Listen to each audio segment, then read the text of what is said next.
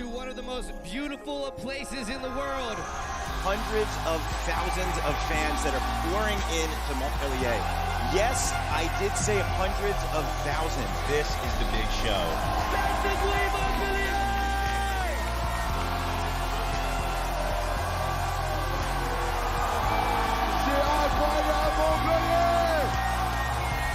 That was a double backflip transfer. That is insane. The largest action sports festival in the world. Hello and welcome everyone to Montpellier for the FIS World Series 2019 presented by Honor and Montpellier Mediterranean Metropole. I'm Ryan Meyer, this is Daryl now. We're about to start and present to you guys the UCI BMX Freestyle Park Men's Semi-Final. That's right, we've gone through a long list of qualified athletes, pushed through so many of the top professionals that couldn't make it out to this 24-man heat, but we're gonna get to that in a second, guys. We have big things coming your way. Like I said, this is Daryl. Daryl, thanks for joining us. Well, Ryan, thank you. It's an honor to be here. Big things indeed. If you are anywhere in the world for action sports, you are focused right here in none other than the south of France as we are getting ready for one of the biggest events in BMX. We're talking about the BMX Freestyle semifinal. Look at that course. An amazing turnout of spectators we have right here, but of course, this is a three-stop World Series.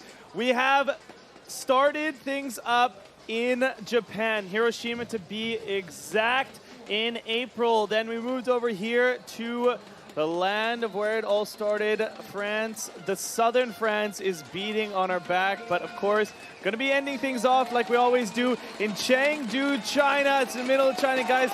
Come and join us for that one. We really want to see you out there, but today we are back in Montpellier for the FIS World Series, and we have BMX coming your way. It's been an incredible week of activity going on. If you guys have been watching online, make sure as well you check out our Instagram, our Twitter, our YouTube page, but we have huge things coming for BMX in 2020. What are we talking about, Daryl? Well, Ryan, this is going to be the first time that BMX will be in Olympics as an Olympic sport. It's so exciting. There's so much information as BMX around the globe is preparing for this first time being here. All you have to do is log on to UCI.org to figure out point standings, to find out where the riders are, where their countries are, and most importantly, how you can get involved and compete in one of the local competitions for your country. But as we move forward to it, the way it's going to work, 18 riders, 9 men, 9 women will be competing in the sport.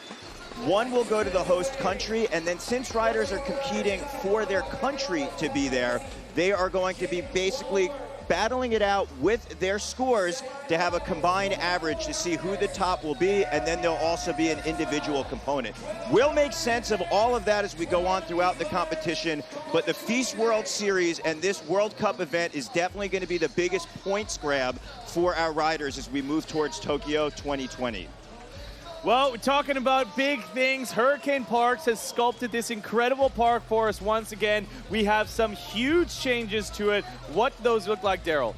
Ryan, this course is constructed just for this event. Throughout the last 20-plus years, Hurricane has always had a signature big box jumps out here where riders can showcase their moves. But the thing you want to focus on in the center of the screen is this unique island. There's transfers up, transfers down, and all different elevation changes. On top of that, you can see on the right side of your screen, there's these vert quarter pipes that are actually in a bowl layout. So it's going to be interesting to see the way the riders take it. The way it's going to work, 24 riders in our semifinal. They are broken down into 6 heats, 4 riders apiece. They are each going to have an opportunity to utilize 60 seconds on the clock, and it is going to be the best run that counts. 24 riders, 6 heats, 4 riders apiece, 2 runs, and it's going to be best run. So we're going to break it down. What's it going to take? The difficulty and consistency, amplitude, flow, originality and style, control and execution, progression and variety. Basically, in a nutshell, the riders are going to have to strut their stuff for 60 seconds and impress these judges right here. Talk about legends of the sport.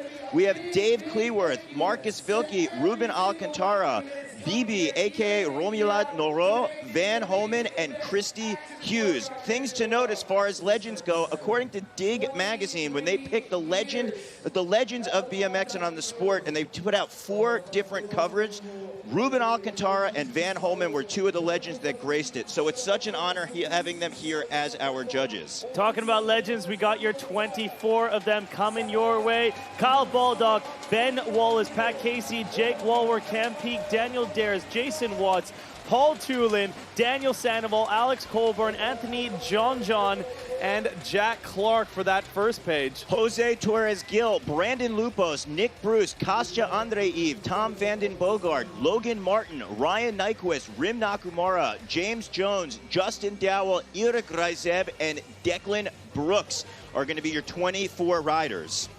Wow, they're talking about a heavy-hitting field of athletes. Here we go. We're about to start things off with maybe a man that isn't so known out here at the Fees, coming from Australia. One of the top riders here in BMX, Kyle Baldock, is going to make an entrance here in the southern French sun.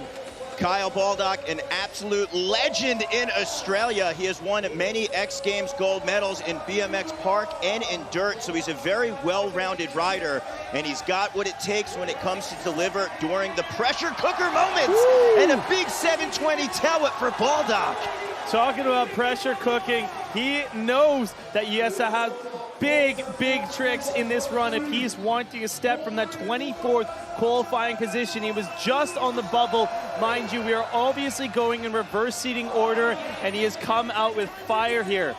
Baldock is such an athlete when it comes to BMX, and he is showing you as he does a flare up on top of the elevated portion no-hander. You see he's rocking his signature gloves right there. He has his own Killer Bee clothing line, and he did a collaboration, and there is a flare tail whip. 6 seconds to go. Can Baldock put an exclamation point as he looks back over the hip? And a final thought will be that no-hander transfer from our first rider here in our semifinal. Wow, look at the crowd. Thousands pouring into the Les River here in Montpellier as we watch Kyle Baldock go off axis on that 720, completely sideways as he spots the landing. There's a backflip with 2 bar spins to come around, but it was all about that 720 with a tail whip. You could see on that first rotation, he was able to put his feet back to the pedals, and then he actually took his body and pulled it tighter to his bike in order to get that second rotation coming all the way around. So the numeric value is from 1 to a possible 100 of what our riders are going to be looking for. Again, we talk about it being a 2-run format, but best run is going to count. And Kyle Baldock putting down a solid first run. We're going to see where he's going to sit in that zone, and it's going to be a 91.40. I was thinking this was going to be a high score, and that is a huge bar to set. We often talk about the judges having difficulties putting that first score in. Can you believe it? 91.40. We are going to have a huge final, semi-final yet ahead of us. Well, Ryan, the reason you said a final, because this is the semis with 24 riders, and we are going to be taking the top 12 of those who will be moving on to our final event. But right now, we're going to move things to the other side of the pond. We're talking about Great Britain's Ben Wallace. Ben Wallace is such an awesome rider. We are about to witness the style for Mongoose as Ben Wallace drops in. Ooh, big height with the no-handed 360. Into a downside double tail whip. That might even have been a triple. I got to correct my vision out here as Wallace carving around. We will see a highlight on there as Wallace goes up for a boom, 720 off axis at height. This is going to be one hard one to judge for our top panel of judges here. 360 look back. Beautifully executed on the click with that trick, showing a lot of differentiation within the style and utilizing that honor little centerpiece of our course very nicely. Yeah, I have a feeling that centerpiece is going to be kind of a make or break out here, only because It's designed specifically for this event. If you've been following the Feast World Series, you know that some of the obstacles out here will have a consistency. It's generally the same takeoff on the box jumps, or there's some of the same transitions on the quarter pipes. This is a totally new feature, and that's not a traditional quarter that you saw he just went up and aired out of. Ben Wallace, you can tell, is so excited right there, putting down the big run and getting a big round of applause. Yes. So Wallace, second rider, taking his first run. Let's look as he has that big extension on the no-handed 360 and then setting up. Here we go, downside, 1, 2, and that was a double right there. He was just so in control that it looked like it could have been a triple, because Wallace did turn things up, especially with that 720 off axis for Wallace out there. Wow, Wallace has been taking it to all the contest formats out here, but really not leaving a lot of room for the judges. Those are two heavy runs, but it's a good score as well, an 84-20. Really big points coming out. And Pat Casey, I mean, coming off of a dirt win 2 nights ago on our FEES dirt course. We brought back dirt jumping to BMX contest. Pat Casey took home the win 2 nights ago, came out to the spine contest as well, qualified one of the top spots yesterday under the lights. What does he have here for the qualification into finals? 360 bar spin to a tail whip, 360 double tail whip.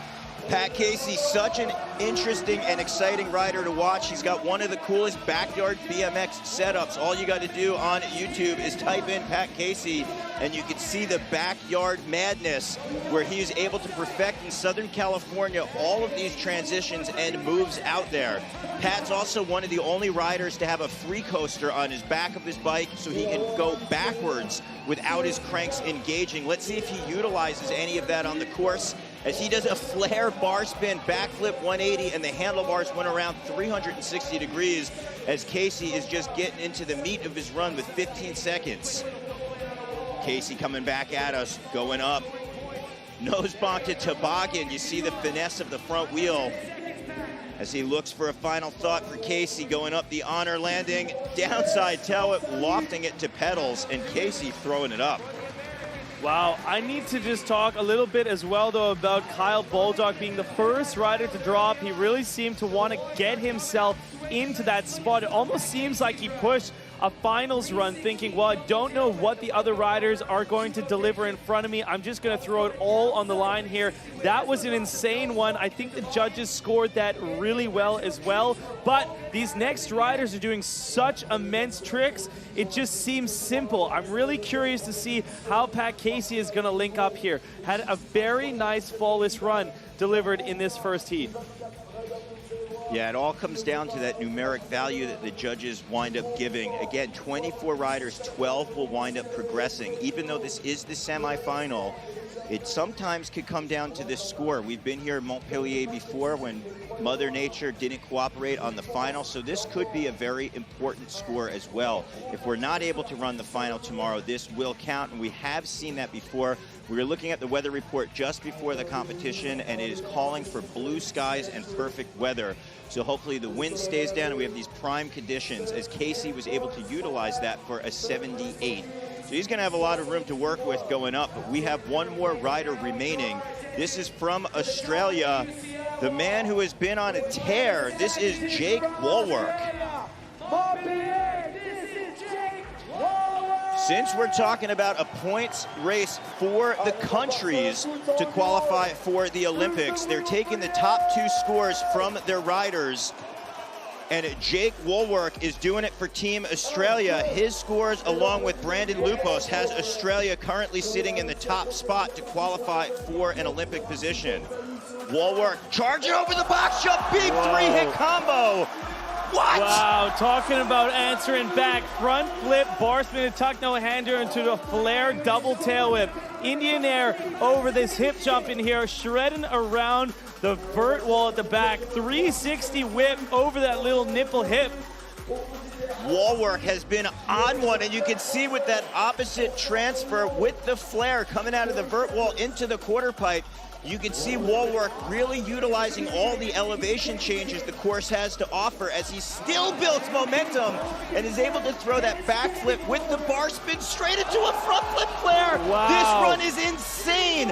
Australia is being represented so well out here.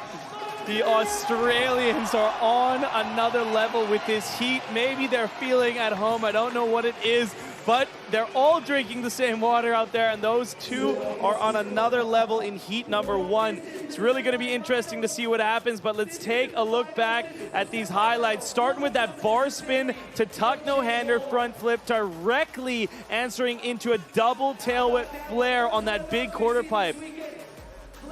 Getting the bar spin in that flare. It's not quite a quarter pipe, it's a very long lip, and then directly into a front flip flare on the next quarter pipe. Jake Walworth wants to rival his countryman Kyle Baldock in the 90s. Jake Walworth has been on one. Let's see what his score is going to be, an 88.80, so not enough to bump up into that top spot, but it's going to put him very strongly and confidently sitting in that second with an 88.80. So the way it works is our first heat, we're going to go back to the top of the order. Each rider is going to have a second opportunity out on the course.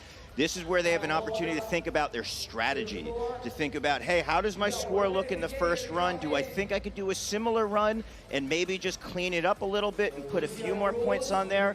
Or am I going to play with that whole risk-reward factor? Because if you crash or put a foot down, your score could be very heavily penalized. But you have to balance that out. How difficult and how deep do you go into your bag of tricks to try to get things working? So right there, we see Kyle Baldock. It looks like he's holding up a spoke on his back wheel, I believe. It looks like he might have blew out some spokes. I don't think he's going to be able to take his second run. That's going to be a tough one, but I think he's in the best of positions, actually, if this is the case. Yeah, he does have that opportunity to either grab a friend's bike or to bring a second bike out there, or if you could fix it in that allotted amount of time, you could get back out on the course. But we usually, as far as UCI rules go, can't hold the event up for a rider to wind up fixing their bike. That's why you see a lot of times out there, guys will become buddy-buddy with somebody who has a very similar setup, and they'll sometimes grab their friend's bike and get out onto the course. Thankfully for Kyle Baldock, he has that big score of a 91.40, and if you're not going to be able to take your second run, that's where you want to be sitting. Wow, but that was a big one. I haven't seen a contest in years that pushed out with a first run right out of the gate in a semi-qualifications. I don't know if I've ever seen that into the 90s with the first rider. An incredible performance from the young Australian. Unfortunately, not able to get his bike fixed or have a spare bike. Really think that's something that these riders should be pushing for, moving towards these very heavy points battles. But Ben Wallace is going to like that one as he gets his second chance at Broke up top here with a very respectable score, 84.20. He's sitting in third place right now. Yeah, that's the thing. The judges give that score, and it's not just based on the riders riding, but they have to see where does that fit in with the other 24 riders out there. So they have to basically give the numeric value, but also kind of gauge to the riders who haven't gone yet on the course. So a lot of times you won't see that first score be rewarded into the 90s because they need to give themselves a sliding scale of which to work. That just really holds strong to what an impressive run Kyle Baldock had. Well, Ben Wallace dishing out some of the same for his second run. Great start here, 10 seconds in, hitting that curved wall ride around, charging to the step up. Ooh, 720, so smooth on that landing, Ryan. Oh, huge upset, Ben Wallace. Oh, that's too bad. He came, I mean, he had such high amplitude on that cork 720. He landed a tiny bit heavy on his rear wheel. He had a little bit of a manual down the landing and then really looped out on the next jump there. We can take a look back though. Huge action coming out of Ben Wallace. You can see what he's trying to push if we'd be getting into the finals here. There was that 720 and right into that turn down flare, but not getting the full rotation, looping out on the landing as he landed on his rear wheel. Thankfully, Wallace is okay. You see the smile on his face, but Ben was definitely pushing it. His first score will be the one that is going to stay in the book, recorded with an 84.20. His second will be the throwaway. Wallace, though, riding very impressive over the course of the last few years. He's recently a father. He has a 3-year-old daughter, and he's just been charged more than ever, really fueling his riding. We see that happen with a lot of riders on the scene. When they have children, a lot of times it gives them a bigger focus, because when they do ride, they definitely have a purpose behind it, and they're able to push themselves. Well, our next rider is 2 times a father in Southern California. You can follow all of his adventures on his Instagram, at Pat Casey, as he travels around the world being a pro BMX dad. And we are seeing Casey deliver the goods. Tail whip from that wall ride with the transfer. Casey up and over that volcano bar spin. Big pocket error on that vert wall section. Oh, no. Oh, no, that was somebody else's tire. The explosion you guys just heard in your screen, we thought that was Pat Casey's tire. That would have been a huge upset, but that must have been somebody else in the pits there. 360 downside whip, getting back to his action. Flare on the quarter pipe and back into the big park section with a tuck no-hander. Thankfully, that wasn't Pat's wheel blowing out. You did hear that noise, but some other rider is going to be scrambling on the deck. Hopefully, it's not Jake Woolwork, who has yet to ride in our heat. As Casey right here is looking for something technical. Final thought. Double tail whip. Yes, right to pedals. You see, he took a different approach at the end of the run. First time was a downside tail whip where he kicked it other direction, floated to the pedals, and then there was a double tail whip, which he smoothly stomped both of his feet on. So Casey's run consisted of this 360 bar spin, bar spin, bar spin, 3 times around with the hands, right into the step up where he's got the bar spin to tail whip in the 360. So you're just seeing that confidence is king for Casey as he hits that wall ride to tail whip with the transfer. And then there's that flat spin flare up high and a nose bonk to toboggan on that waterfall off the volcano. And there's that double tail whip. So Pat putting down a big run, utilizing the course, but it's not going to be enough to push him into the 80s. The 78.80 is what it's going to be for Casey. I think that really speaks volumes to Kyle Baldock's run and how he had that 720 with the tail whip and utilized the entire clock out there. We talk about it being the points race for the countries. Currently, Australia, USA, Great Britain, Russia, and Venezuela are your top 5 countries. Team Australia, Brandon Lupos and Jake Woolwork's combined scores is why Australia is leading the race in a big backflip drop-in off the vert wall. Ryan, that was totally crazy. Wow, this is going to be a heavy semifinal. I said it, I think 5 times already with the 4 riders we have going. Incredible action here. The thing to note so far about Jake's run, he's landing so high on every transition. He has not been pedaling at all out there, and his momentum has just been carrying him through the course as he floats that bar spin 450 into that opposite flare. So there you can see 24 seconds left on the clock. Was really the first time that he wound up taking any pedals on the course. So he's been having the big tricks, but landing so smooth and high.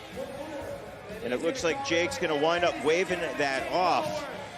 So it's an interesting thing. We got 60 seconds on the clock for the riders, and because we're going to the Olympics and we have the UCI, which is basically the authority in all things cycling, and we have the head of the UCI for our technical delegate, Bart de Jong, out here. As far as judging as goes, we've seen in the last few years at the FIS World Series, perfection being the name of the game. If a rider puts a foot down, they're usually heavily penalized. If they crash, even more so. But with the thing the riders and judges really have been striving for is that final 15 seconds to have the stamina to put down the big tricks and to confidently have their footing on the course. So Woolwork got a little bit lost out there. That means that the 88.80, his first score, is going to be the dominant one by a very large margin. But he is sitting solid in second.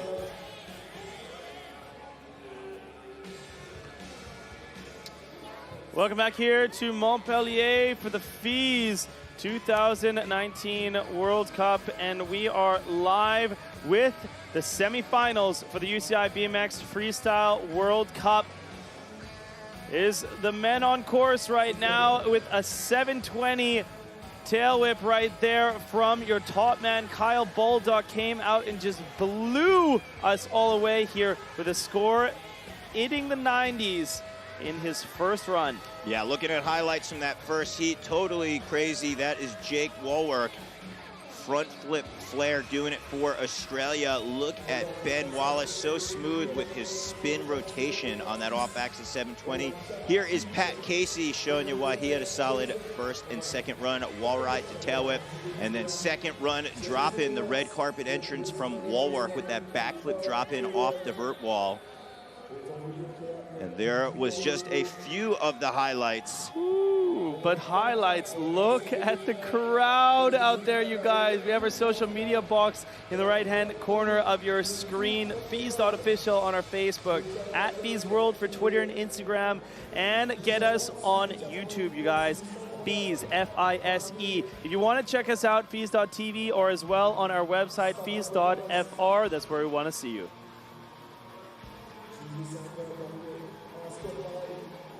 Welcome back to Montpellier. You guys see this incredible crowd lined up on the riverbanks of the Lez River here in Montpellier, France. We're on the southeast coast of France, and so happy we are to be back with BMX. We're starting heat number 2, as you see Cam Peak on your screen there. Another heavy-hitting contest of action with these top 4 riders. Daniel Dhers will be after him, Jason Watts, and Paul Toulon. Right now, Cam Peak is going to see if he can rival that top score of Kyle Baldock. This semifinal feels like a final because the level of BMX has been upped.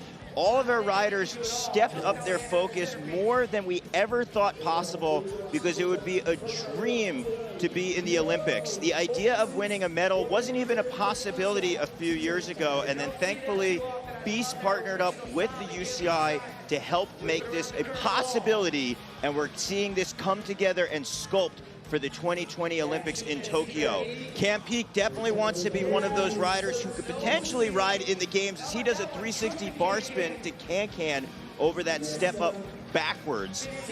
There's an opposite wall ride coming out. Cam Peak bar spin up, foot jam over the volcano. Cam with the tail whip, 5 seconds. Ice pick is looking on that back peg, and he is going to wind up waving it off.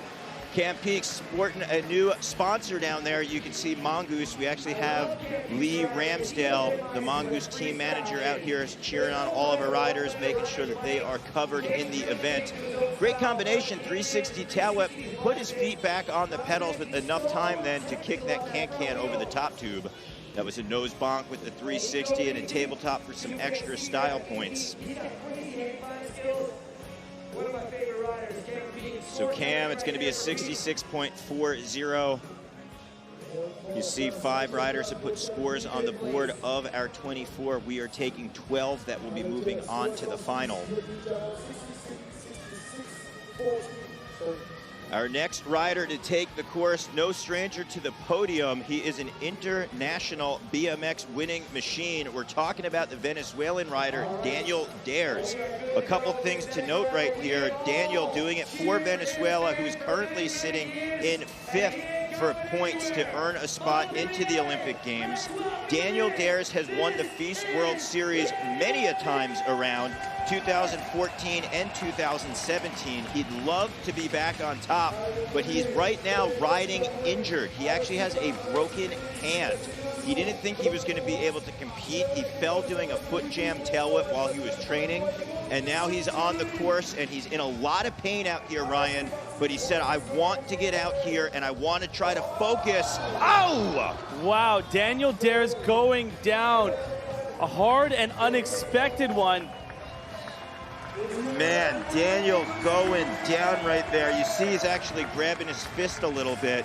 I think he was able to fall in a way that he didn't put his hand down on the ground. You know, talking to Daniel before the event, he didn't even think it was going to be possible to ride. He kind of rolled around a little bit in practice. He has like a modified padding on his hand. He's usually wearing it inside a cast. But he said, you know what? Since this is the Olympics, he's so committed. Let's take a look. And you see the back end just wash around, and he didn't even take his hands off the grip right there, trying to preserve the integrity of his hand that he has left. But Daniel said, you know what, I don't want this to come down to a points race and maybe be 10 points, 20 points, even 100 points that potentially could have got in there. I've been looking back through a time machine and said, if I only rode in Montpellier, because we've seen that before, especially in the Beast World Series. It's come down to just a few points separating our riders. Just like last year for our overall ranking, Marin Rantish beat out Daniel Dhers by just 200 points. Right now, we are so excited to watch this next rider, one of my favorites from Australia. This is Jason Watts. Man, talking about favorites, he has some incredible style as he was ripping up the spine qualification yesterday. And look at the unique way of tackling this course. Just hit backwards out of that special dish in the middle of our course. Ooh. 360 downside tail whip to turn down. That is a unique one you're not going to be seeing any other rider do. Watts with that very unique transfer out there, the no-hander in the pocket air. Jason Watts eats, sleeps, lives BMX. He actually travels around Australia in his own bus, going to all different concrete skate parks, so he's so confident when it comes to the transitions. And we're seeing Watts right now tear things up. Oh, no, crashing Watts on the decade right there. Jason Watts holding his Colt BMX frame up high in the sky. Watts doing it for Vans and also his own crew, Fast and Loose. He's out here traveling around Europe from now till the Vans competition taking place in Germany in 2 weeks. He's going to try to ride every single concrete and transition in his path. That was a dipped out front wheel 360 foot off bike, tweaked upside down. Let's take a look from another angle. Flatty serving up on the menu, 360 a la Jason Watts. Unfortunately wound up crashing, but he is going to come back for a second serving and looking to just give it hot and fresh. Watts definitely loves BMX. Ryan, I had an opportunity to travel around Australia with Jason earlier in the year. We went to a whole bunch of trails and parks, and it's just amazing to see how focused he is on riding, but fun is what always comes out on top when it comes to Watts.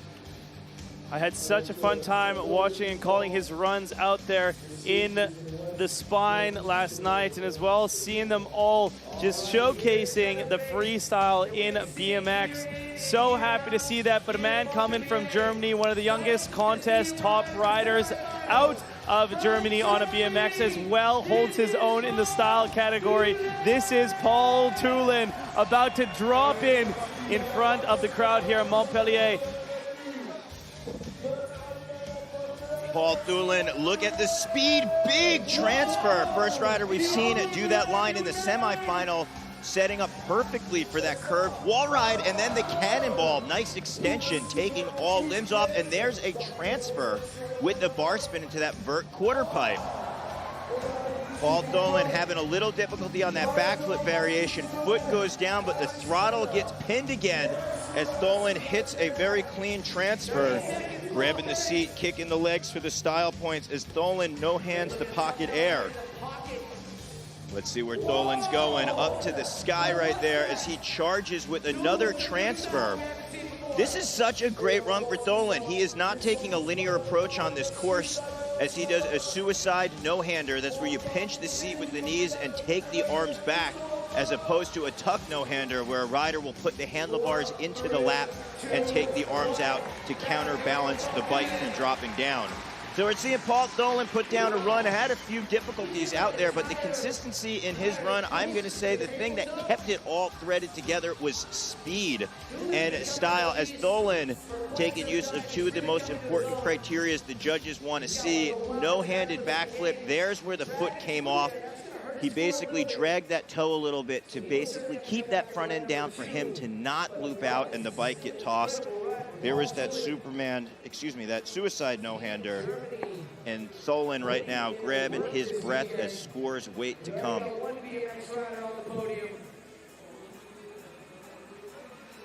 So Dolan at 62.80.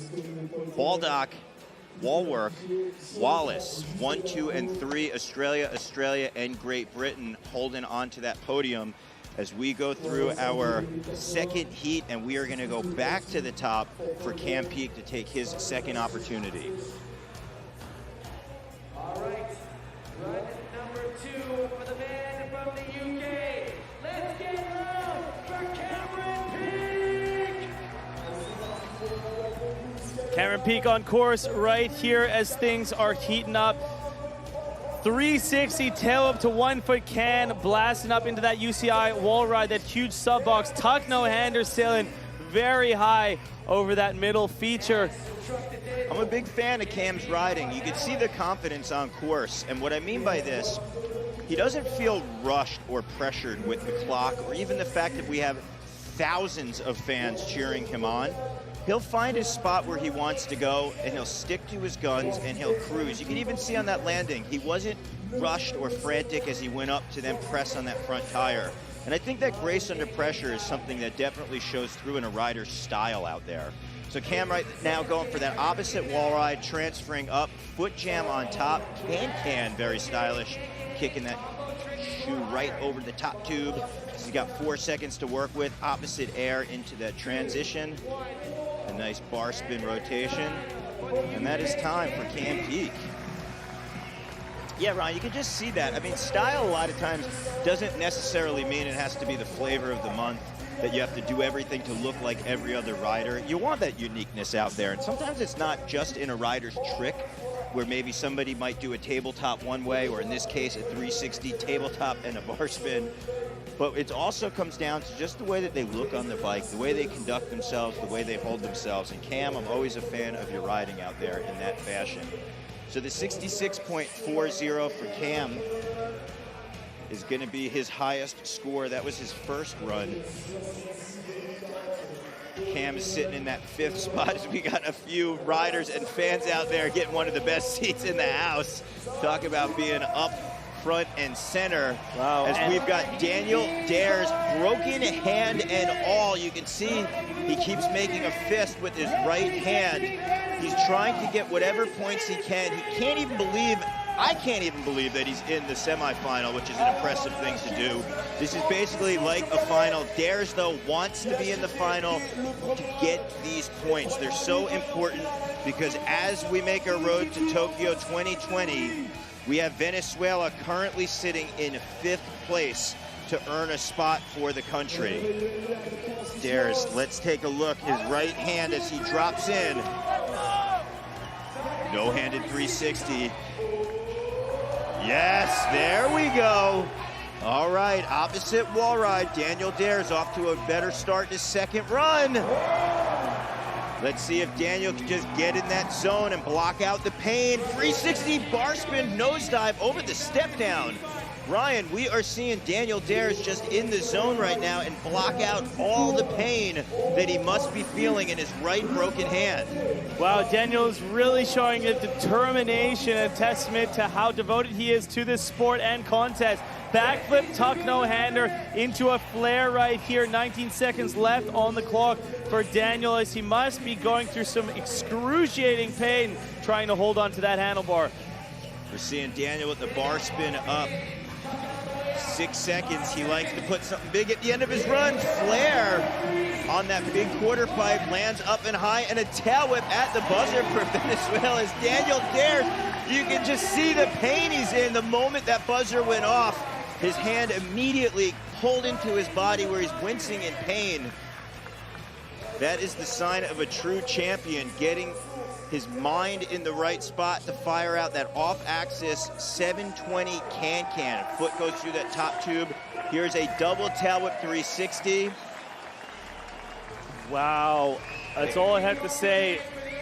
The riverbank here, the Les River in Montpellier, is packed and cheering for a defending champion in the FIS. He has won every title out here, and he's qualified in 19th position going into the semifinal. It just showcases the level and the increase in difficulty that all these riders have had over the last year. Daniel Dhers, though, waiting for his score to come in. It was a hard one as he crashed out of the first jump unexpectedly on his first run. And all the pressure goes on top of his shoulders as we wait for the score to come in. A 72.40. It's a much better one, but that's going to be hard to hold as we'll only take half of this field into the finals for tomorrow. So Daniel Dhers pulling off the impossible, getting a score, but like you said, he's going to have to sit there and try to hold on to being one of the top 12 riders in that spot so he'll continue. That is a difficult task. That's the nail-biting situation. Well, our next rider, the Australian, I like to call him the dark horse because he is new here to the FIS World Series, but he is no stranger to the world of BMX. This is Jason Watts. Oh, it's what I love to see. Behind the back seat grab on that dump down 360 and a 360 1-foot invert. So laid out with so much style. This is what we see at the dirt trails, and I love to see it on a park contest here. Jason actually grew up riding with Logan Martin. They are longtime friends, and Jason just built a really amazing backyard course for Logan. So Logan has his own private skate park that he built with his longtime friend, Jason Watts. You can be sure that Logan is on course cheering on Jason as he floats backwards that alley-oop into the landing. Very unique way to set up for that wall ride. Watts pouring on the speed. Oh! Huge height coming with that alley-oop, a massive alley-oop. That is what we want to see underlined. When you're doing those tricks, transfer if you don't have the big combinations to keep up top there. But so nice to see the friendship rivalry and the difference in riding style as we see between best friends there, Logan Martin and Jason Watts. You can just imagine how those two have been riding together for decades, but see how this sport is able to pick apart and create artwork, let's say, as Jason Watts lays down the paintbrush on that landing. Yeah, completely nosedived around. This was such a great combination. The 360 downside tail whip, meeting the frame halfway, and then looking backwards. Very cool, unique selection right there. Just doing a big alley-oop, lofting air, not going for the trick, but the trick being the style and popping backwards. You see the fast and loose captain right there, throwing up the horn, psyched on a great run. We're going to see what the score is, but I'm just going to say even before a number goes to that, big ups to Jason Watts being out here. Very impressive to watch him riding in a competition format like this, and a 77.10, so not too shabby at all.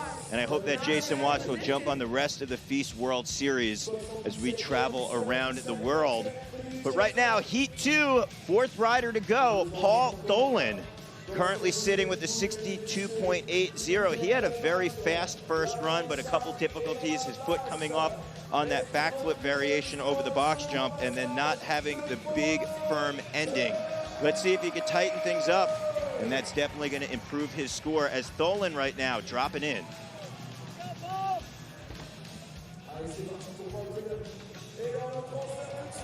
Yeah, Paul Toulon getting that big transfer.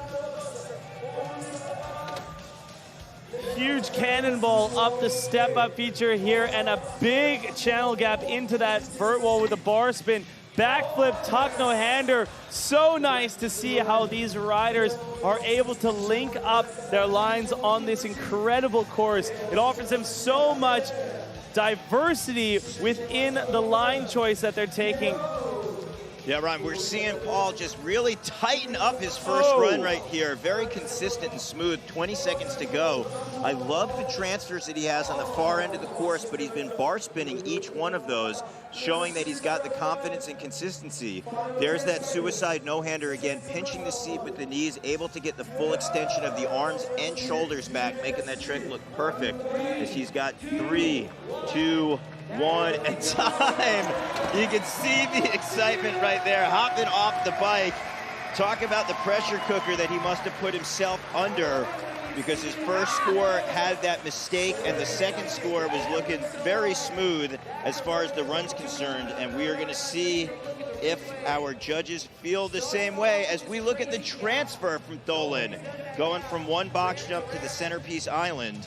I mean, it's so fun to see a course that's built here. A huge shout out to Hurricane Parks for really taking what I believe needs to be seen as a true BMX park course, offering massive jumps, but so much leeway for transfers and different riding styles. It's so cool to be able to see a rider like Daniel Dhers compete against Kyle Baldock and then have Jason Watts and Paul Toulon come out and just shred in their own style and be rewarded for it. A 73.60. That is a nice score for Paul Toulon, but it's going to be hard to hold on to that when we only take 12. For Paul Dolan, we will put 2 minutes on the clock. And let our next 4 bicycle gladiators warm up. Welcome back here, FIS World Series, Montpellier, our second stop of 3 for the tours, but we just finished up the second heat right here. Taking a look at on screen, that's Jason Watts, who was just shredding the trail style, and that amazing riding as well from Paul Toulon, the young German Red Bull athlete, as he dissected the course in his own way. Cam Peak right there, and Daniel Dhers delivering under the pressure of that broken hand. There's a look at Jason Watts again. So smooth and stylish. I love that he opted for a big alley-oop air. That's what we're seeing, the uniqueness of the Fast and Loose Crews team captain. Paul Dolan brought things back together, cleaned up the edges for the second run out there. Taking a look at front row and center. Talk about doing it in style here in Montpellier, floating on the Lest River right next to the course. And look at the crowd. It never disappoints here in Montpellier. The fans, we love you. You come out in droves, hundreds of thousands of fans. And look at the weather today, perfect for it. 24 degrees, the wind is minimal, the sun is shining, and the smiles are plastered on everyone's face.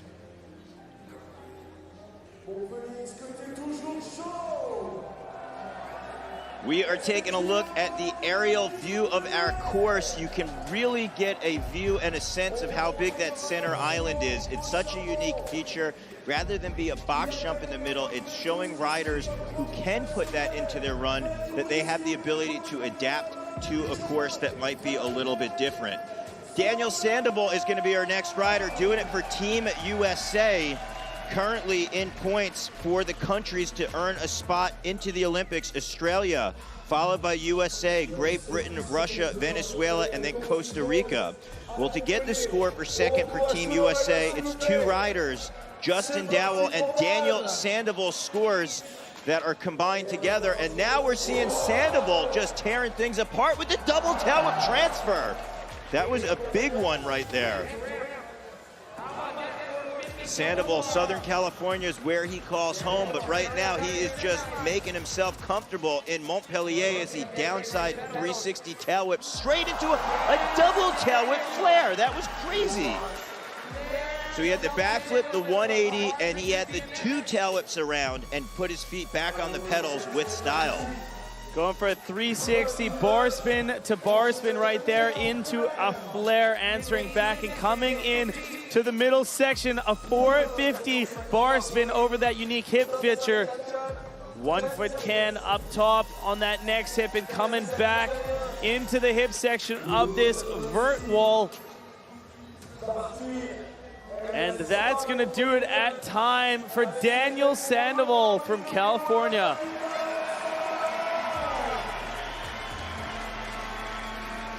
So USA being proudly represented by Sandable as we take a look at this 360. So good off axis, finds the nose down, sets up for the box here.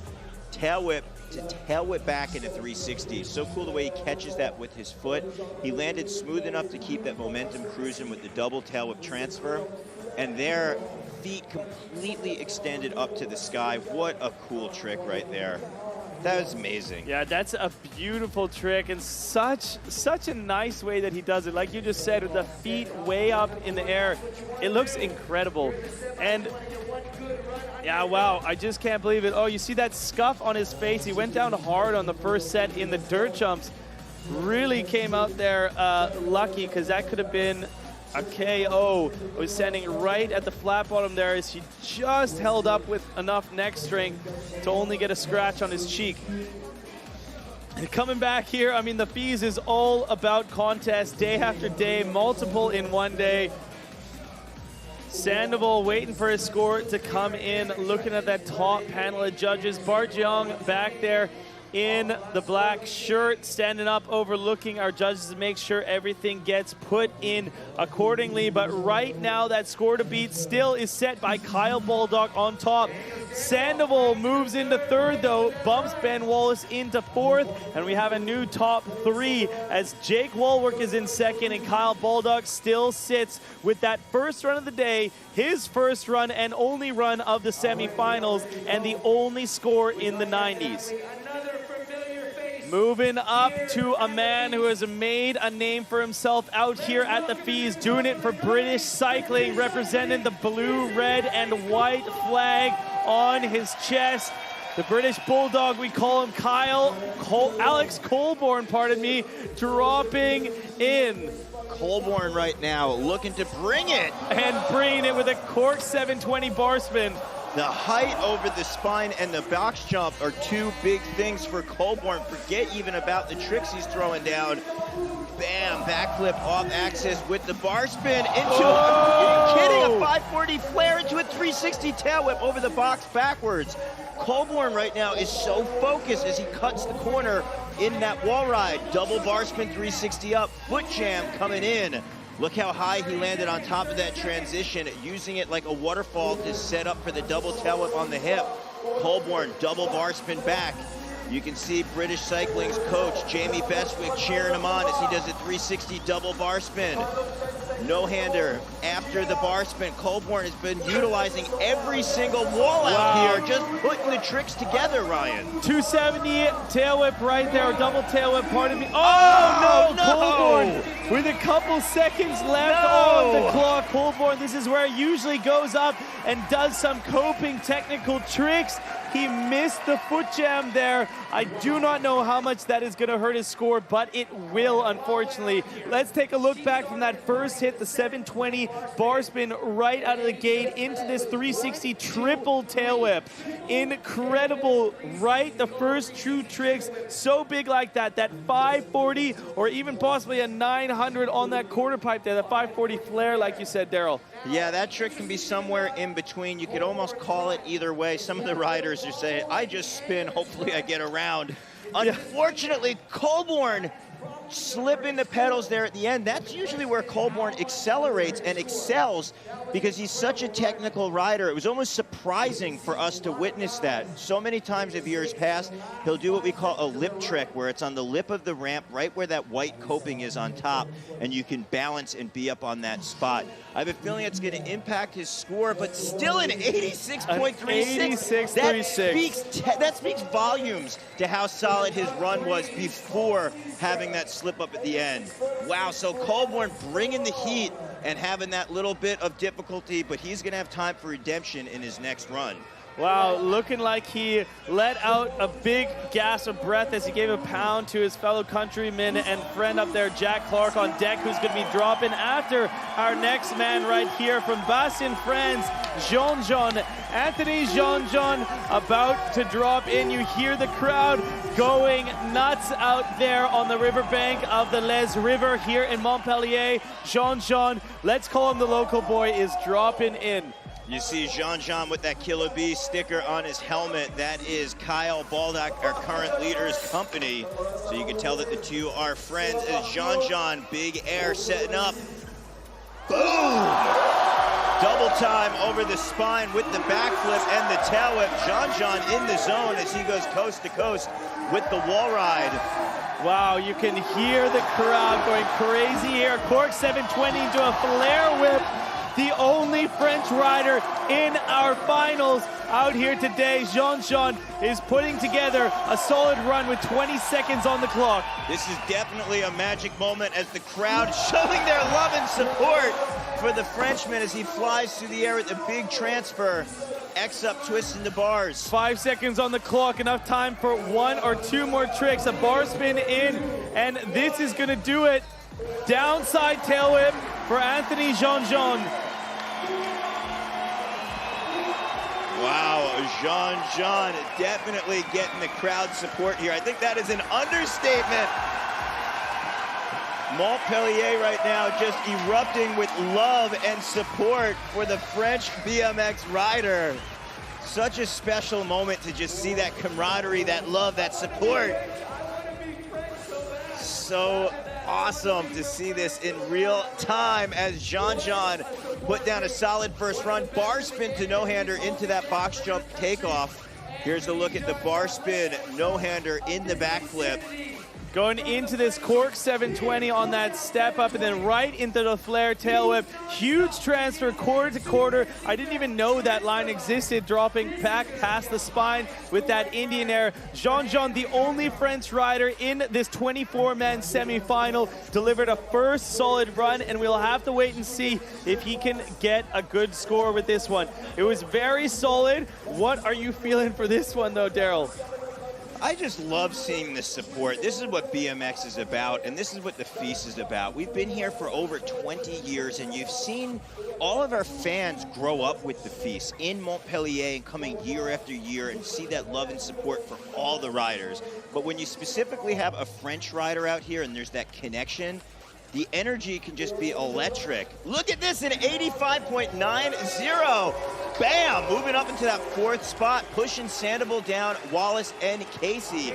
But Baldock, Walworth, and Colborne are still going to be holding strong up there with a 91.4 being the score to beat. Wow, now this is where I see our judges biting their nails as well. They want to leave some breathing room, but we're getting stuck in the 84 to 87 category. But a man who wants to break through that and pass some of his fellow countrymen, Jack Clark from Great Britain, all the way from Essex, doing justice right here on course for his first time. 360 bar spin to tabletop, not utilizing the box jump, but hitting the side nipple feature on that. Check out the way he unrotates on some of these spins and as well throws those tabletops in that inverted backflip, for instance.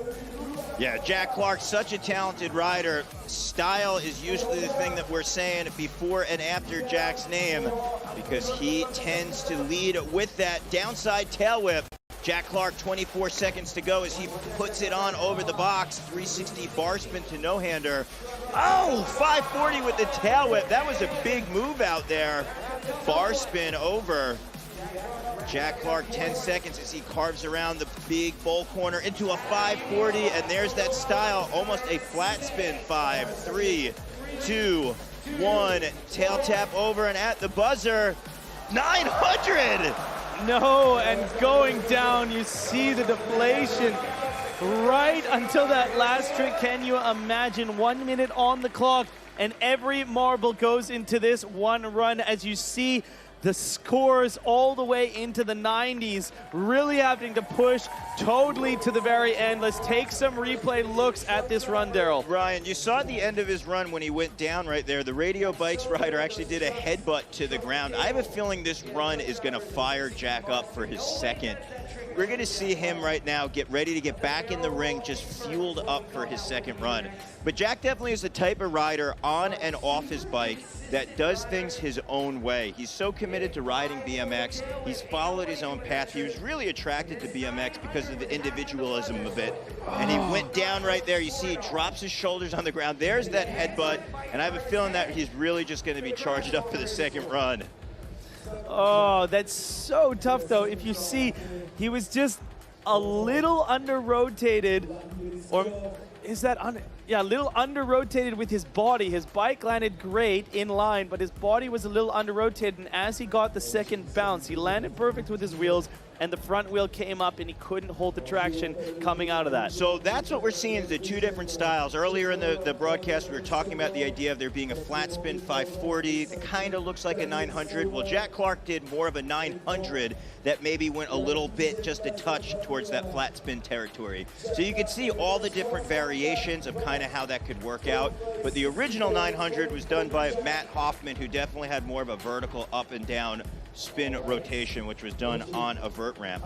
Back to the top, heat number 3. You can see the USA colors proudly across his chest. This is Daniel Sandable.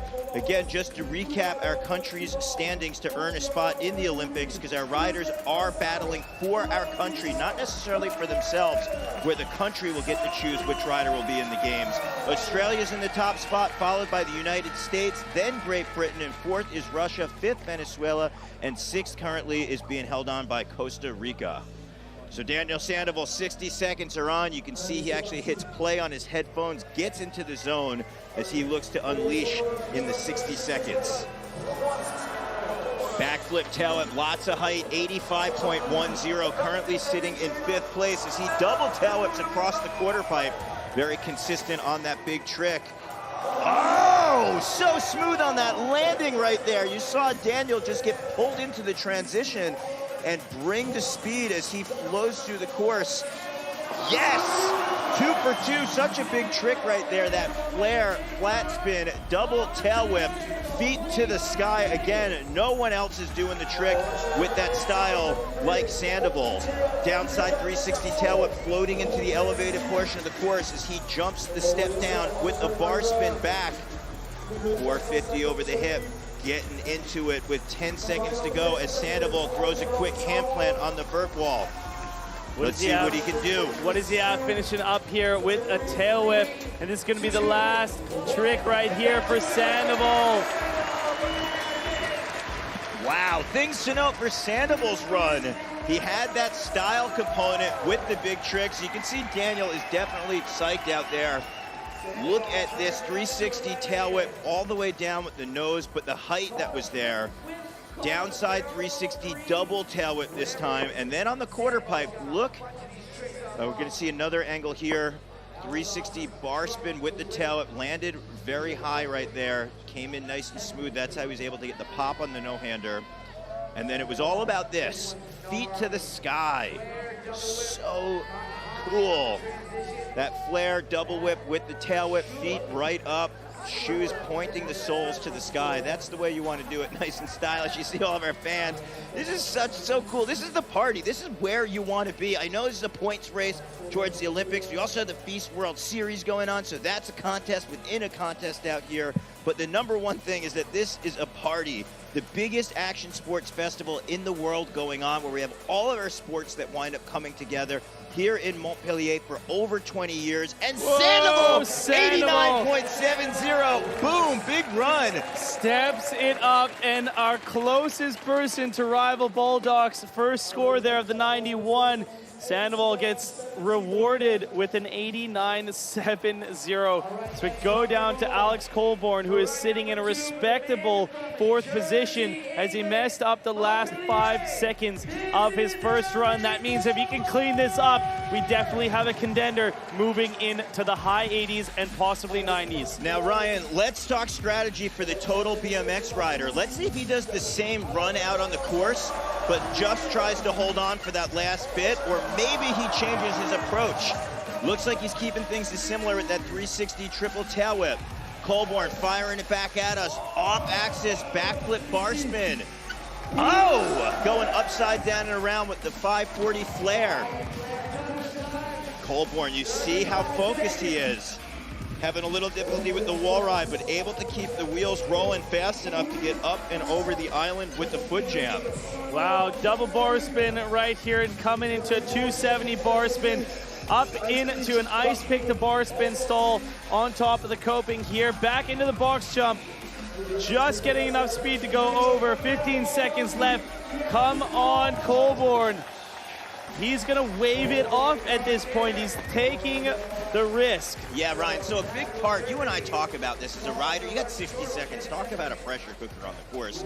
You've got to visualize what you're going to do out there. Not only can you get so winded on the course, but you have to know what's going on. This is coming at you real fast, and if you maybe don't pull a trick that you wanted to on one of the quarter pipes, it's easy to not only get thrown off, where maybe your confidence gets shaken on the next one that you're going to do, but you might not have the speed or momentum to find your line. And if you get, like we say, lost, yes, he knows where he is. He's in Montpellier. Yeah. He knows he's in the BMX Freestyle Park. But if you don't find where you want to go with the speed and then to have your body position set up to do the tricks, sometimes it's easier to wave it off. He does know he's sitting solid with that 4th place finish currently, but we're still working through. We haven't even seen half the riders take the course yet.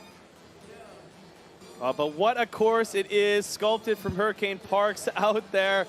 And another one who has been out here for years of the fees, but now finally finding his own in front of this crowd out here. Last year we saw him way up in the rankings, and he wants to answer back with a world-class performance in front of the French audience. The only rider in the semifinals trying to make it into the 12-man final tomorrow. Anthony Jean-Jean drops in with that truck driver. We are in the midst of the storm of support as France is just cheering on Jean-Jean. Big air as he charges over the spine, backflip, double tail whip. Look how high he caught it. Jean-Jean is on one right now. You can just see the connection with the crowd as he is putting the speed down. Off axis 720, floating all the way to the landing. Oh! That is disappointing, falling on that flare tail whip. The love, the respect, the support. Montpellier is just giving it all to Anthony Jean-Jean out there.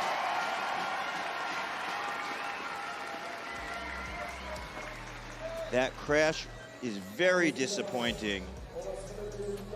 Starting off with that double truck driver in, and then that big backflip, double tail whip on the spine, step down. It's an insane feature actually to take on because you're going so high off of that spine, but then it drops down another 2 meters below where a usual spine would end. That crash, very disappointing because the consistency was on his landings in his run up to that point. So he had a little bit of difficulty putting his feet on the pedals. You saw his body weight was a little off from center. That's why he got peeled off the side of the bike, but he's gonna have an 85.90.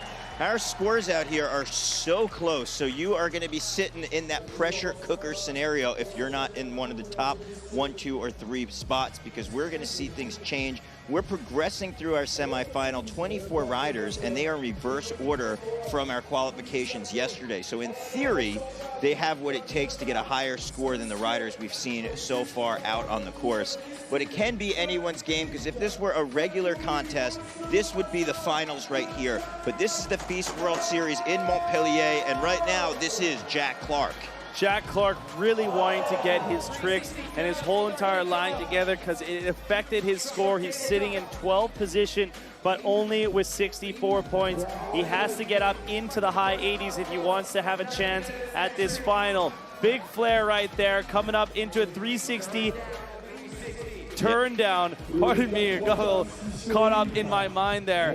Well, it's easy to do when you're watching the style of Jack Clark. I have a feeling that that first crash got him fueled and focused as we're seeing Jack Clark put it down nice and big with 25 seconds to go. Clark downside 360 tail up to a tabletop into a 900. In the middle. Sticks it clean. That's what we're looking for, smoothly in the middle there with 10 seconds to go now on the clock. Ooh. Big alley-oop 5. Tuck no-hander. Time to do a couple more tricks. Tabletop there. And that will be time for British Cycling's Jack Clark. Yeah, Jack putting up a big run right there. Jamie Bestwick, Richard King, British Cycling cheering on, supporting Jack as we look at the 360 double tail up so high into the landing. 360 bar spin to tabletop. I love the way he's able to get his body weight so that he can get off to the side of the bike and set up for things like that tabletop after the downside 360 tail whip. And the 900 coming around. Look at this. spotting the landing, no problems at all. And that was done with about 18 seconds left on the clock.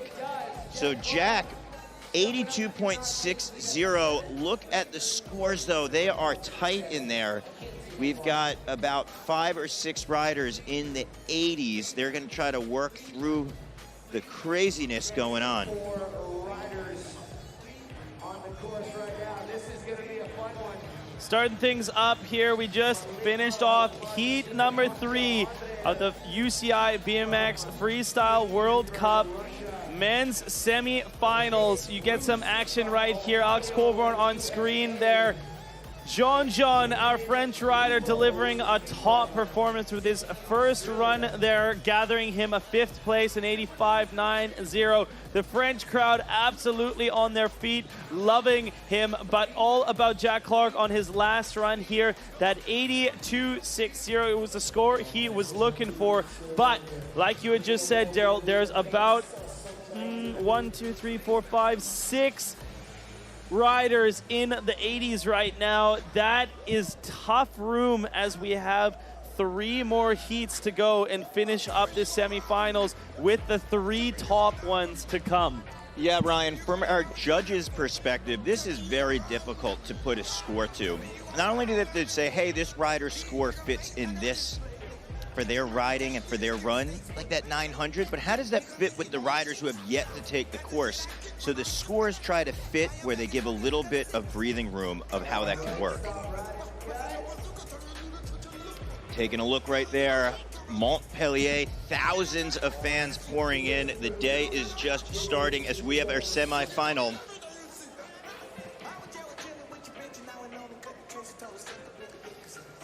Things are heating up here. Look at that beautiful park sculpted by Hurricane Parks here in Montpellier, France, the home city and country of the FIS World Series. Started in 1997 out here, and we've been going for over 2 decades. Well, now Argentina's Jose Torres Gil is about to take the platform.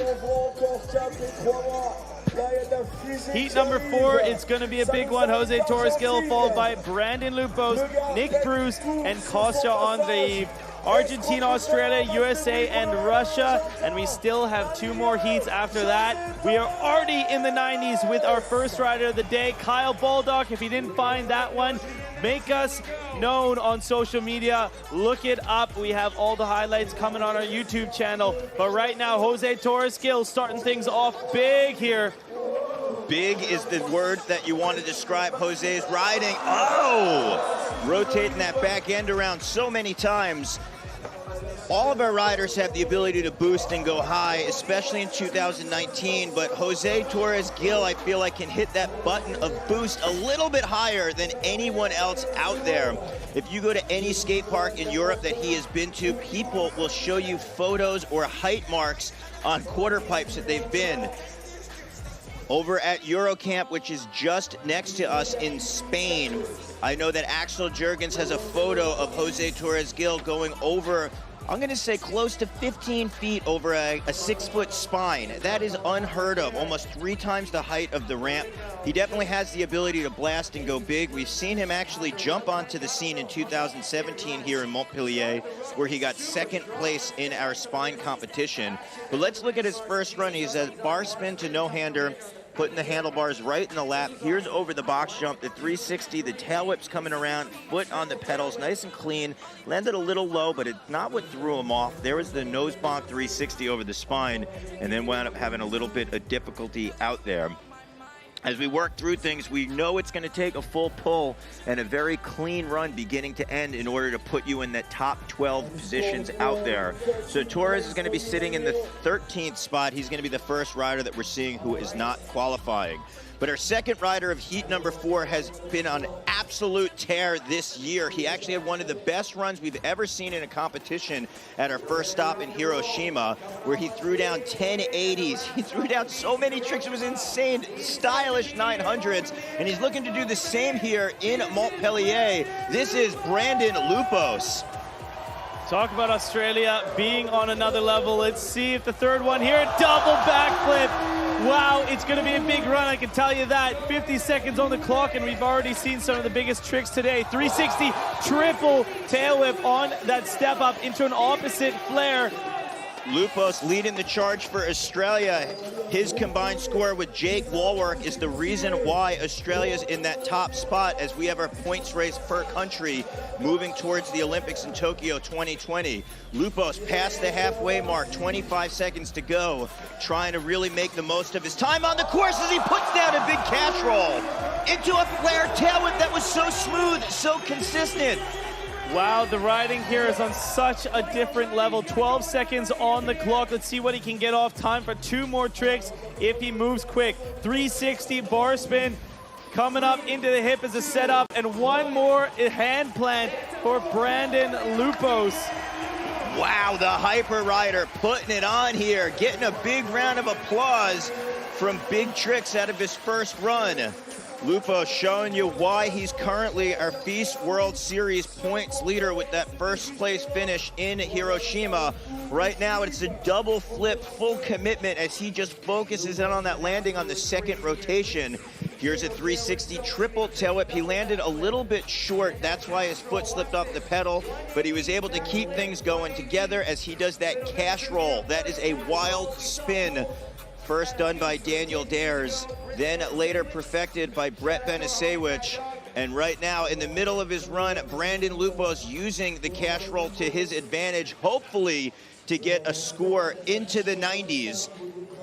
Top score still being held on to by Kyle Baldock, a 91.40. So any way you shake it, Australia is in that top position as we wait for the score for Lupos. Nail biting right below Baldock, however, is an 89.70 and an 88.80 right below that in third place. If Lupos wants to break into that podium spot, moving into the finals, he has to get a high 80s, if not into the 90s. Really waiting to see how the judges feel on this one. Lupos having such a great start to his year. Also, we were in Saudi Arabia for the Battle of Champions where he took top honors. He said that he's riding more focused than ever. He's changed his whole approach. He's been inspired so much throughout his entire career by Dave Mirra, but right now he's super focused. Wow, an 87.10. Fourth place for Brandon Lupos. Wow, a great run out there, a big score as well. He needed something past the 85 mark if he really wanted to be comfortable up there. But he has 1 more run left and another big heavy hitter in the mix all the way from America. You know he has those huge tricks with some of the highest amplitude on the circuit. This is Nick Bruce. Brandon Lupos, so that score is going to put him in 4th, but thing to note, the scores are extremely close out there in the 80s, so we're going to look at the numbers after Nick Bruce's run to see where the riders wind up sitting. So don't necessarily be so focused on the place that they're in, but more so it's looking also at the numbers, as this is such a close competition.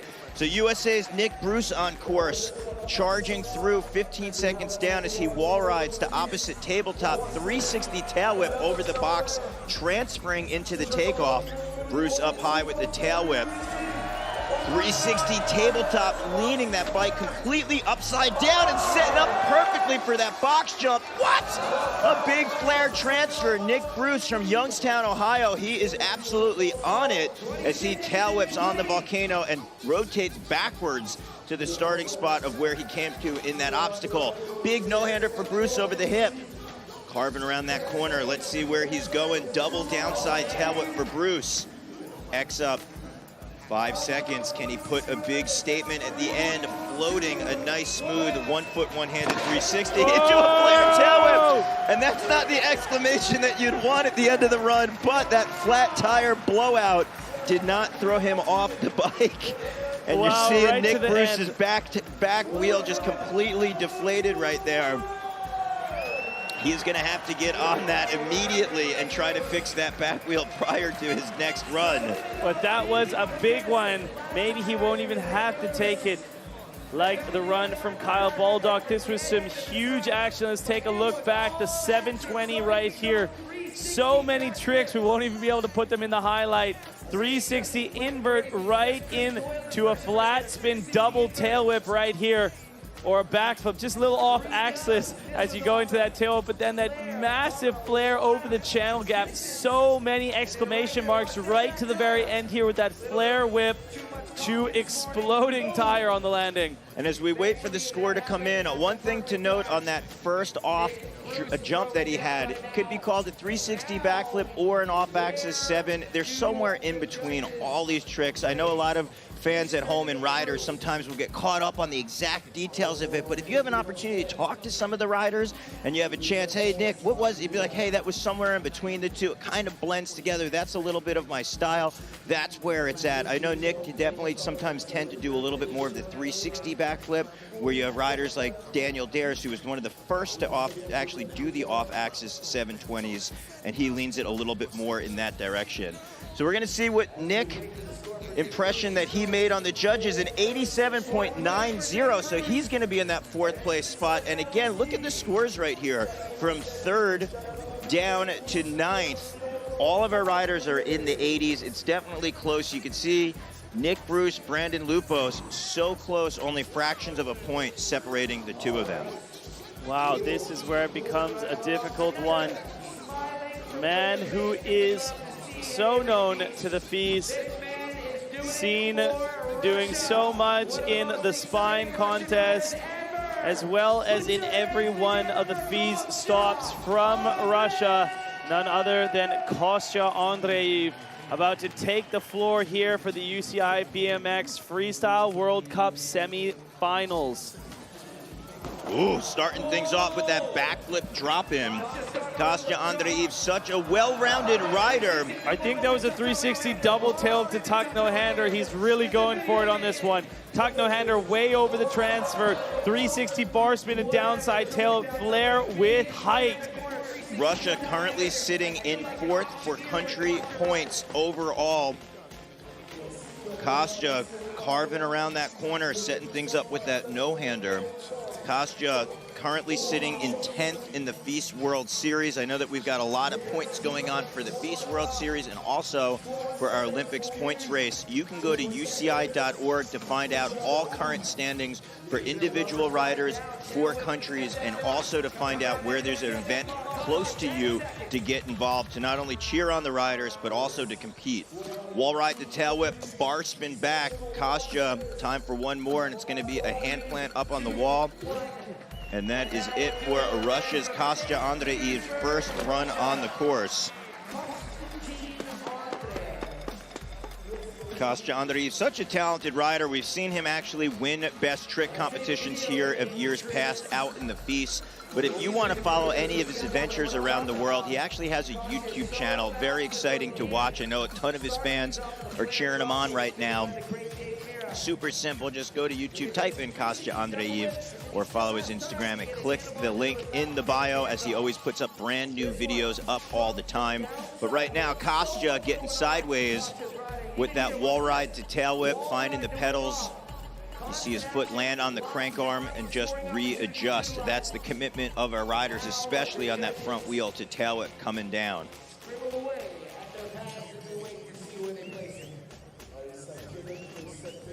Kostya rehydrating as he waits for that score to come in. We're in the high 29 degrees Celsius out here.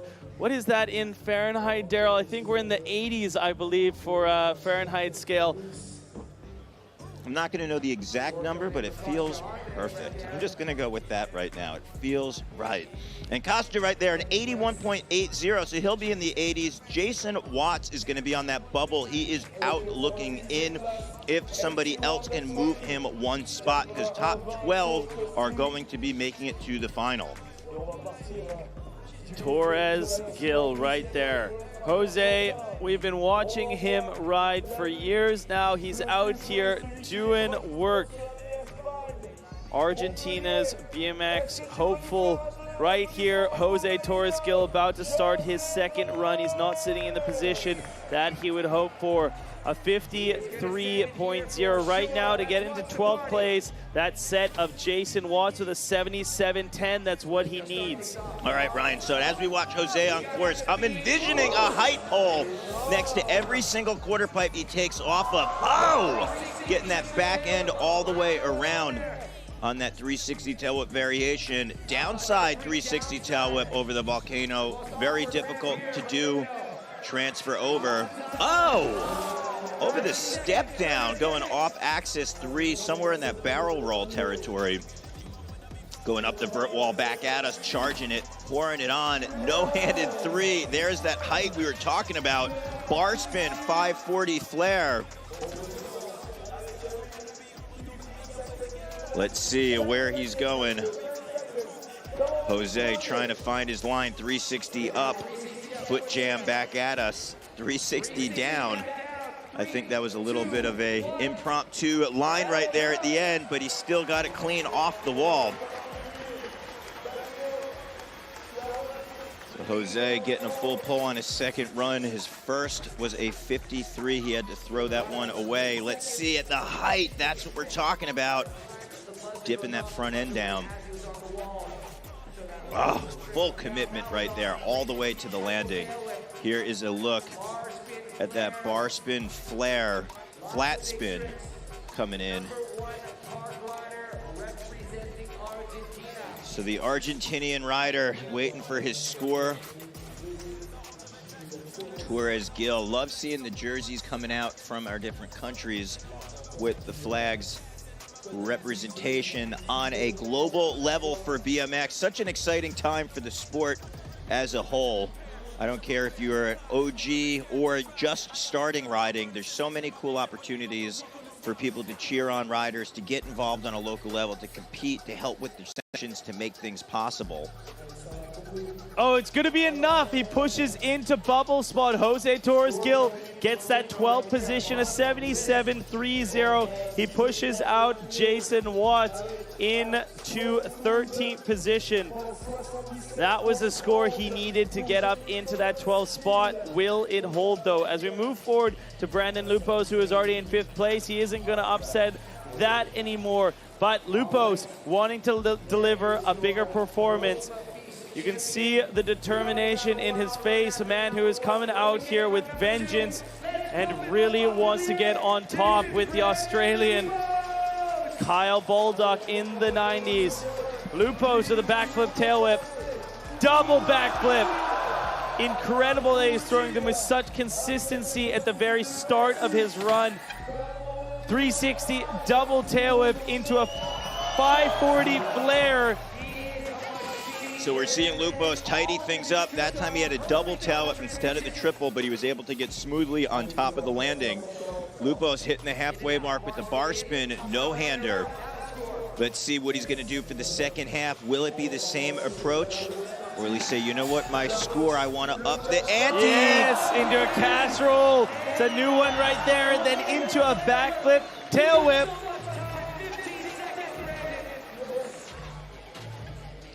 Lupos, the nitty-gritty, 8 seconds to go.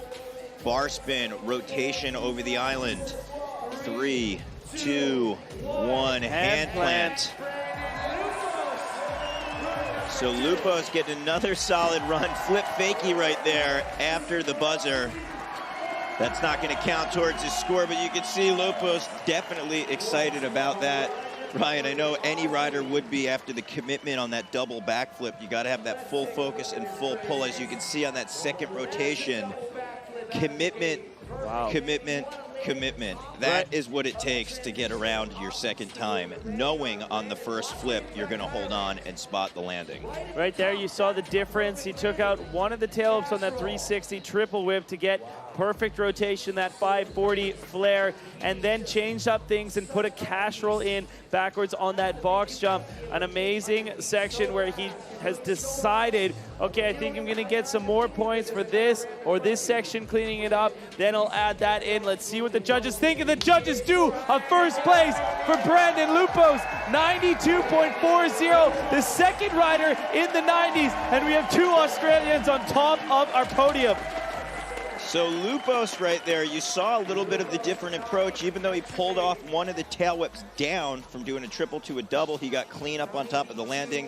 The judges might have penalized a little bit on that landing there. His foot was a little bit off. So you could just see the more consistent a rider is, the more that the score will be rewarded. Well, our next rider, Nick Bruce from Youngstown, Ohio, currently sitting in that 5th spot with an 87.90, but we know Nick Bruce has what it takes to move up. He actually finished 3rd place overall in the Feast World Series. He started in a very big finish last year in Montpellier. He got top honors here, 1st place, and then earlier in the year in Hiroshima, he got 8th. So remember, he had that flat tire, that back wheel blowout. Right now, he's probably being a mechanic out on the course trying to get things sorted and situated. Or maybe he took that approach that you said and said, you know what? I think I'm going to be okay. I'm going to try to ride this out. I think that the rest of the riders who have yet to take the course yet, meaning heats 5 and 6, I'm going to kind of play it out, and I feel like I'm going to kind of qualify. So we'll see what happens as this unfolds for us as well.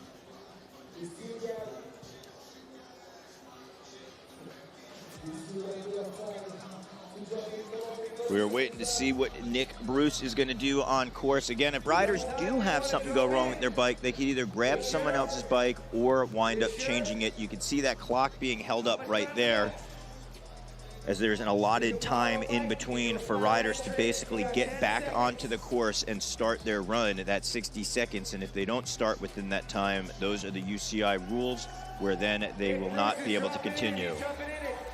So right there, you see Catfish, our UCI BMX Freestyle Park World Cup MC, another boy from Ohio. He actually was big brother to Nick Bruce growing up. They were both in the Youngstown scene. So it looks like Nick Bruce did make that allotted time, and it sounds like Catfish is getting the crowd hyped up as Nick Bruce is going to take his 2nd run. The clock is starting, but we might get some fun out of Nick Bruce.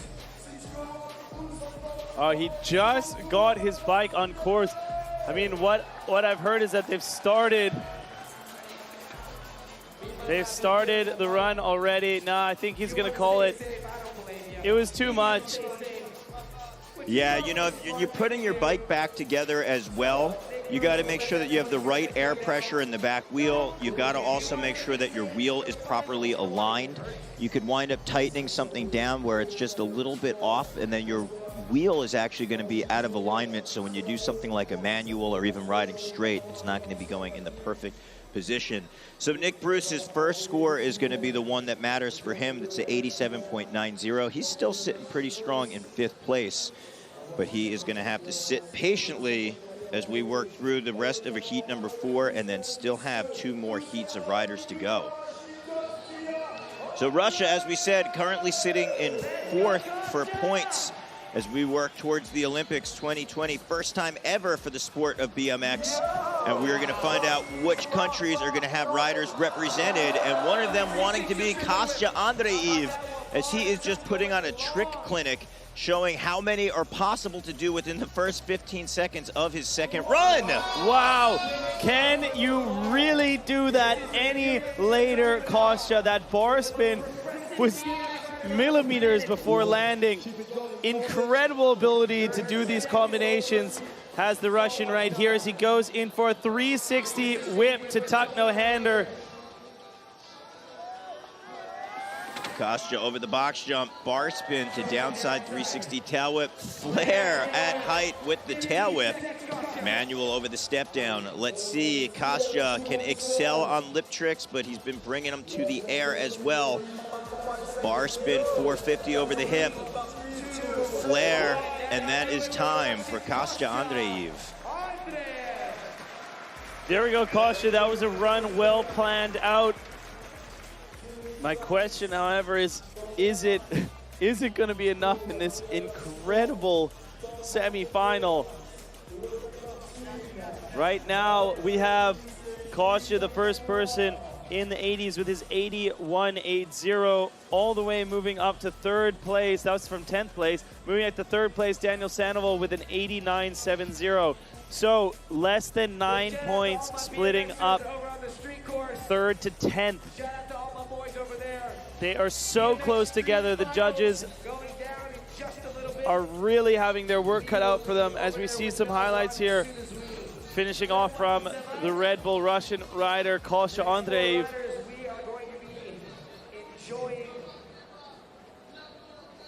Kostya bumps up, I believe, an 83.70 right there, and that finishes things off for our fourth heat of 6 out here in the semifinals.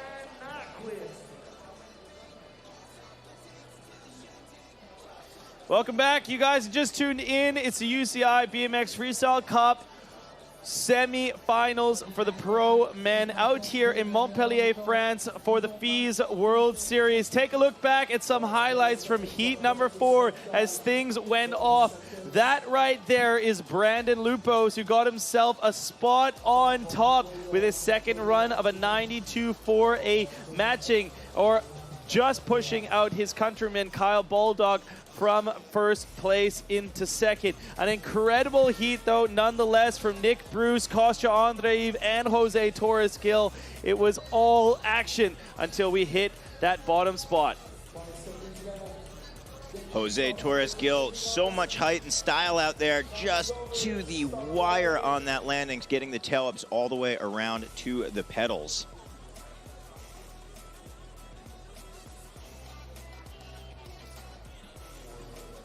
So coming back here, we have heat number 5 about to get underway, and this means your 7th place qualifier is going to be the first of this heat to drop. It's none other than the Netherlands, Tom van de Goot Bogaerden, and then followed by Logan Martin, Ryan Nyquist, and Rym Nakamura. So a completely international field, and I'm excited to see this one go right now. So Ryan, since this is the semifinal, there are 24 riders, 12 are moving on to the finals. It is a best run format that counts. That means since 8 riders remain, the top 4 placed riders are going to automatically move on to the finals. So Brandon Lupos, Kyle Baldock, Daniel Sandable, and Jake Woolwork already have moved their way in, and it means potentially our next riders could get one of those top 12 spots. That was not what we were looking for from Tom van de Bogaerden. Pulled too hard on that backflip over the spine, but check the amplitude, the style, and the originality in line choice from Tom here. He's waving it off. He knew that he blew it on that one.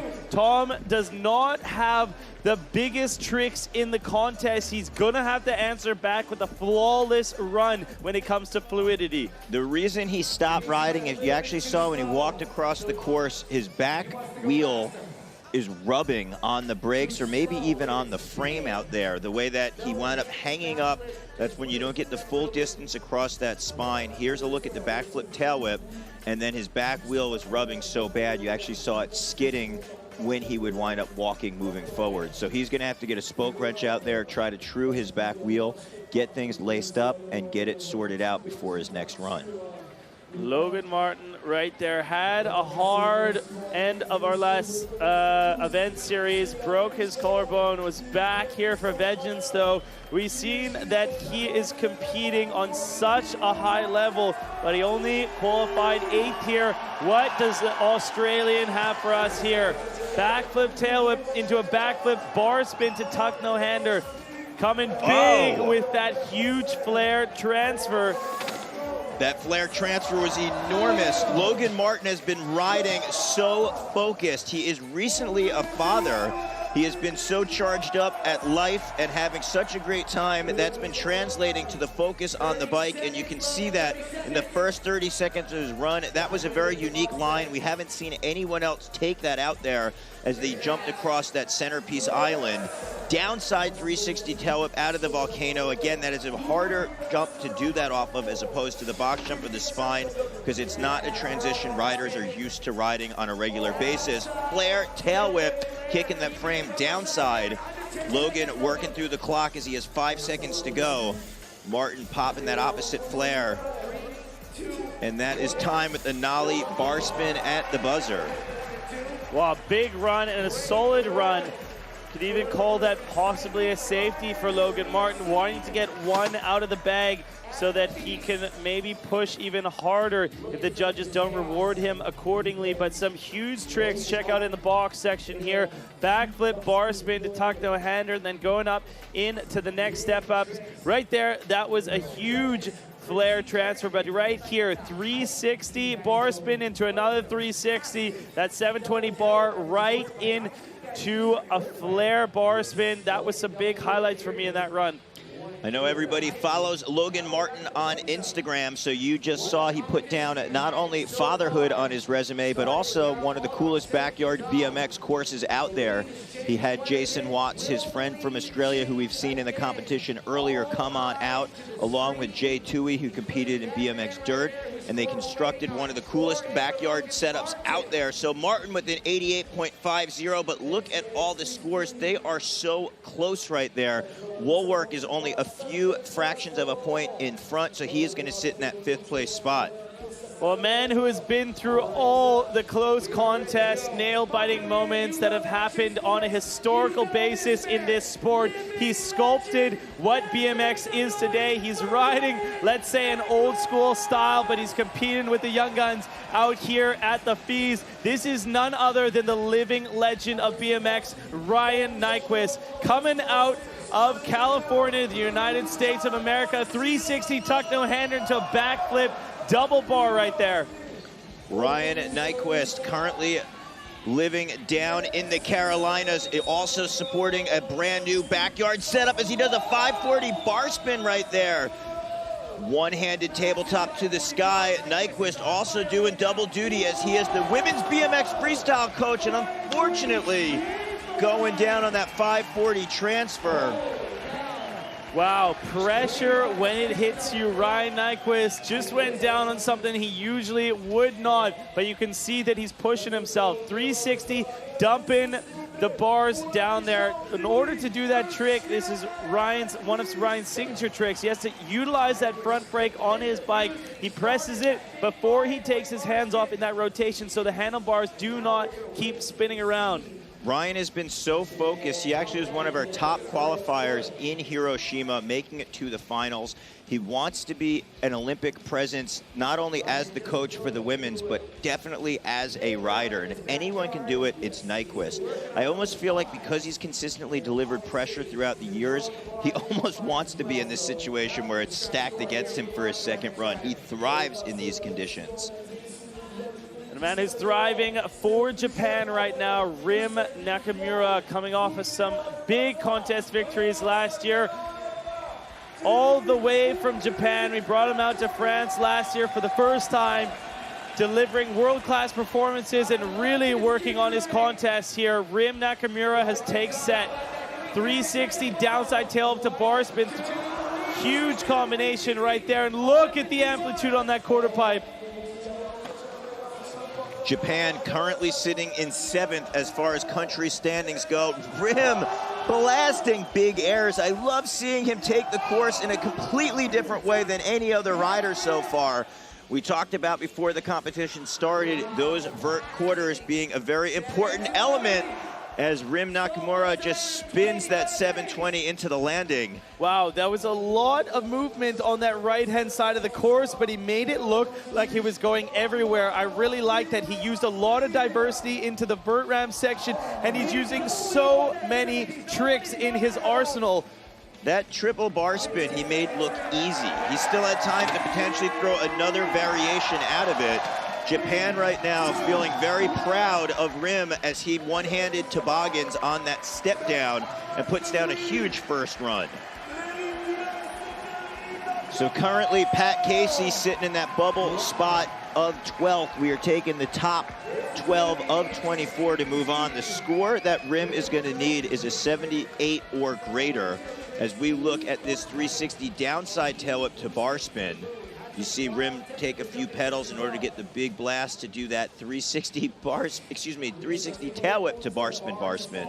And then I love the fact that he utilized this like a vert ramp over here, just putting in the big airs and throwing the bar variations as well. 2 of them with a no-hander. As well that he entered into that vert section coming off of that large spine. I haven't seen a rider yet hit that as a hip, and he hit it all the way to the very top as if it was a regular ramp. It was some amazing dissection that he decided to do on the course. I would award him higher on that than most other riders, but the real difficult part comes in for the judges here. I would give him personally up into the 80s, but how far up do you go? A 91.90 Rym Nakamura going into second place. Wow, and ahead of Kyle Bulldog, just below Brandon Lupos. We have another man in between the Aussies up top. So that is going to wrap up heat number 5's first runs. That means we're going back to the top of heat number 5, where we have Tom Vanden Bogart, hopefully true to his back wheel, and he's getting ready to get it going for his next run of 60 seconds.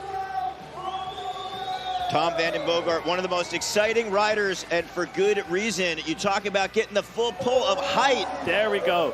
That was the landing that we were looking for. Wow, doesn't it remind you of one of the most steezy trail riders you've ever seen? He also spins in the opposite direction with his foot, so he has such a unique way of doing, for instance, the look backs and his tail whips. Man, Tom has blasted higher than anyone else on the course today. Yeah, he is just pulling each transition for all they're worth, and you see he's just pinning his throttle as he does a 1-foot X to tabletop turn down at height. You're seeing him utilize this now as a vert ramp as well. These are very big quarter pipes, no-handed pocket air. He's able to land high up in the transition where he throws over a tabletop, laying things flat on that volcano feature island. Burning that front wheel, Vader style, as he finds the balance point. Doesn't have the front brake, so he puts his foot on the tire. Final thought, wall ride, and that is time. Big run for Tom Vanden Bogart. So Pat Casey got moved out, and Jack Clark now is sitting in that bubble spot of 12th. That means Vanden Bogart needs an 82.60 or greater. And if we look at all the scores, 3 riders are in the 90s, Lupos, Nakamura, and Bulldog. But then we have from 4th place to 12th, all in the 80s and very close in score. Look at that, perfect right there. Wow, some great highlights here coming from the Dutchman, Tom Vanden Bogart. Really has one of the best styles in contest BMX right now. So happy to see him come out here and qualify for a spot. That beautiful fader nose manual across the deck of that vert wall. We're just gonna have to wait and see where will he go from here. The first run, of course, with the wash, he's staying way at the bottom of the list, but he needs a 77 he gets. He needed an 83 or higher to move into that 12th position. Unfortunately, it's going to be only good enough for 14th position. Well, a rider who is sitting strong, currently in 6th place, the newly crowned father, Logan Martin. He was our 2017 UCI World Champion, where he had the opportunity to wear the coveted rainbow jersey for a full year, currently being held onto by Justin Dowell. I know Logan Martin is definitely going to want his jersey back at the end of the season, where he'll have that opportunity at the UCI World Championships. Well, this is where he's stepping it up. 720 double bar spin going up in that quarter pipe, opposite flare on curved wall ride around. Logan letting things float with that no-hander into the bar spins. Triple bar spin right there, setting up, coming back into this middle honor feature. Double bar spin. He knows he has to get it going. 20 seconds on the clock. Huge bar spin with height. Getting back to the TSG box jump. Big 360, 1 foot, one hander, and a flare or an inwards flare whip. Come on, Logan, 7 seconds to go. Nose bonk on the spine. Flare bar spin. And that is time for the Hyper Rider. Wow, so Logan putting things down. He's been so consistent at the Feast World Series. I mean, if we rewind the clock, in 2014, he got 3rd overall. 2015, he was champion. 2016, he was champion again. 2017, 2nd place. And then last year in 2018, as you mentioned, he had that injury of the collarbone. That just means he is focused for this year, and we are seeing it as he is already off to a great start. Got a 3rd place finish in Hiroshima. That means that he is sitting in 3rd as our points at our 2nd stop. There is that no-hander coming off on the rotational spin. The father is focused with that double bar spin 2 times around on the 720. So crazy, the fact that he puts his hands on the grips halfway through the spin and then spins, rotation keeps going, and throws him one more time to spot that landing. Big moves, big tricks, and hopefully a big score for the Australian. Well, we know that he stepped it up, added a few more tricks, and linked up things into that 2nd run. The fact is, how much can he improve on that 88.5? Is it enough to bump out Brandon Lupos from that 1st spot? I'm not too sure. We're waiting for the scores to come in right here. You see the score revealed on screen. That's from Tom van der Bogart, but waiting for Logan Martin to get his screen coming in. The judges have not yet put everything in there. We are waiting. Jake Woolwork as well has an 88 in there. Where will Logan wind up? Top 3 right now are in the 90s, and that's where he's wanting to be. So we'll have to wait and see. For the time being, scores coming in. Logan Martin with a 94.00. We have a new leader. Logan Martin is on top and just stepped up 2 points away from Brandon Lupos. Look at the scoreboard. Australia, Australia, Australia. Logan Martin, Brandon Lupos, and Kyle Baldock. 1, 2, and 4 being held on by Australia. 3rd place, Rym Nakamura for Japan. 2 riders remain of heat number 5. This is the household name of BMX, the legend Rym Nyquist.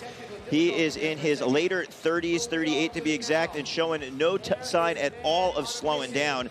He is riding for Haro. He's been stepping his game up in BMX freestyle. Last year, he was on the mountain bike circuit.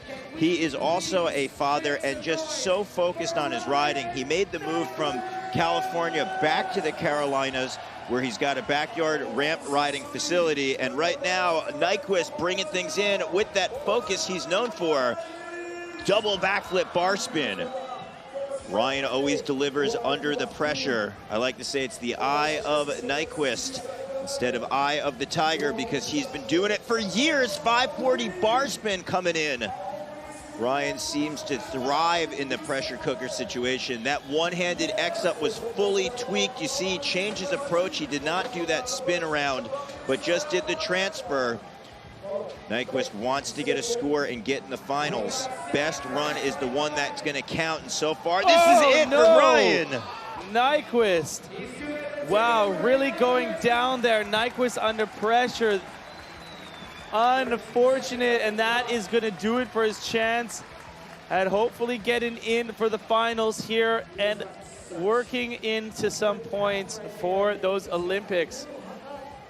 Nyquist clearly upset with this one as he changed his run right before not doing the 540, moving in for just a bar spin, backflip, double bar right there. And here's a look of 540 bar spin, such height coming around, spotting the landing. And then Nyquist, this is where it went wrong. He was going for that rotation with the bar spin, landed on top of the deck. You actually saw both tires hit, and then he got catapulted to flat ground. Thankfully, he didn't get too injured out there. 46.60, so that means that Ryan's not going to be qualifying or moving in. And Ryan, unfortunately, won't be in the finals, but the crowd support is still being poured on and the love being shown by all of our Montpellier fans. Wow, that's a tough pill to swallow for Nyquist. He's, you know, that's one of the positions that I feel, wouldn't that be so hard if we would see the Olympics go and a man like Nyquist, who has been in it for so long, would not be in there representing the United States. That's a hard one to swallow for me, but it is not up to my call, and we leave the points to do it. Unfortunately, couldn't make himself into the finals here. All the best of luck for Mr. Nyquist moving forward, but Rym Nakamura, your third place so far right now for Japan. Well, this means that Rym is definitely going to be in there no matter what. So in some ways, this is almost a victory run for him. A little bit of time out on the course because he is sitting in third spot. We only have 4 riders who remain on the course. Whoa, triple bar spin. Wow, really shows. I think he's been riding some vert in his spare time. Rym Nakamura coming back to the box jump, 360 downside tail whip to bar spin. So this is where we're seeing Rym right now. He is probably going to wave off the rest of his run, knowing that he's confidently in there with the third place finish.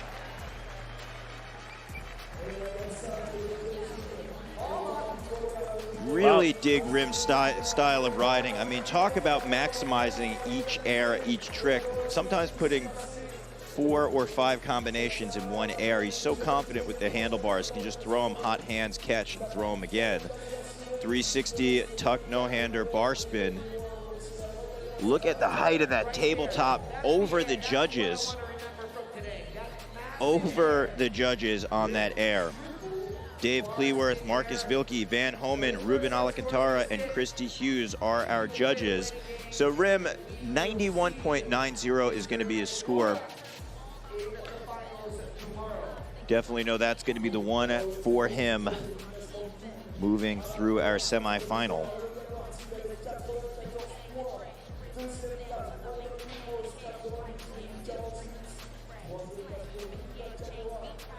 Welcome back. You see the crowd still pouring in droves. That means we're out here in Montpellier. Over 115,000 spectators each day join the largest action sports free festival in the world. And you're seeing highlights right now coming at you live from heat number 5. Ryan Nyquist, Rym Nakamura right there, who ended up getting one of the top spots. He's sitting in third place with a 91.90, and I think has the highest scale from any rider, maybe going to be going up against that man right there, Tom van den Boogaarden.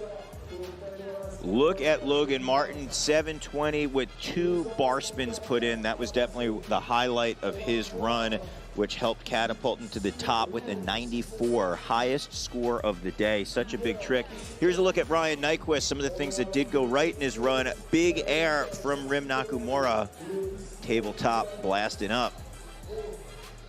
The thing I have to say is we're moving into our 6th and final heat. That means our top 4 qualified athletes coming out of yesterday's qualification. We've gone through such a heavy heat, moved into this semifinal, which is 100% at the caliber that a final should be.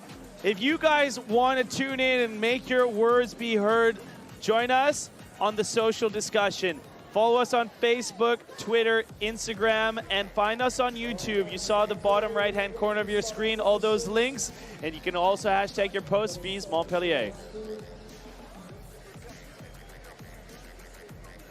Back here starting things up at FWS Montpellier for the FWS World Series presented by Honor and Montpellier Mediterranean Metropole. Thanks so much for joining us. It's the semifinals of the Pro Men's UCI BMX Freestyle Park World Cup out here in the southern sun. Well, Ryan, we had 24 riders. We were taking the top 12 moving on. We worked through the first 5 heats. 4 riders remain. That means that we already know our first 8 that are going to be in the final. Martin, Lupos, Nakamura, Baldock, Sandable, Woolwork, Bruce, and Colborne are in.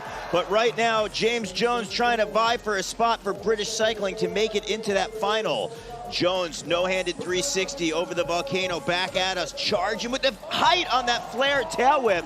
Jones definitely known for his height and going straight up with big combos, and he's keeping with his signature styles. He transfers into the vert wall.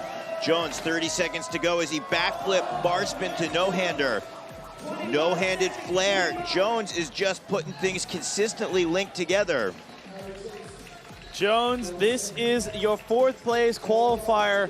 I was wondering, what did these guys have in their bag of tricks? I was unable to watch the qualification yesterday, but these guys all put it on the line. I can imagine it was no short of the action we've been seeing out here today.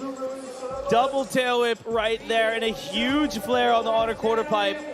That was a big flare at the end, very representational of the height throughout his whole run. I loved his landings, though, so high, close to the coping. When you can show that to the judges, it means not only are you in control, can you spot your landing, but you can keep that momentum to keep the boosts going on each one of the quarter pipes. So as we were starting, we're talking about there being 12 riders who qualify. It's going to be Martin, Lupos, Nakamura, Baldock, Sandable, Woolwork, Bruce, and Colborne. 4 riders are going to be biting their nails as we watch our next riders in our heat, because they could still potentially get bumped out. That's going to be Anthony Jean-Jean, Ben Wallace, Kostya Andrei-Yves, and Jack Clark, who are still technically qualified, but we still have James Jones, Justin Dowell, Eric Reisev, and Declan Brooks scores to come in. So right now, James Jones waiting. Where will his score fit on 1 to 100 point scale as our legends of BMX wait to see what that value will be? Very high scores out there as we see Jack Clark. That's the score to beat, an 82.60. It's good enough for 12th place, and we're going to look an 88.30, 7th place for James Jones as he moves up in there. So that means, unfortunately, Jack Clark will be bumped out, and Kostya Andrei-Yves is now sitting in that bubble spot, meaning that if no other rider winds up getting a score higher than an 83.70, Kostya will be in. But if a rider can up Kostya's score, they will move in and they will move out. Right now, Justin Dowell, the American rider, that name sounds familiar because he is the 2018 UCI World Champion.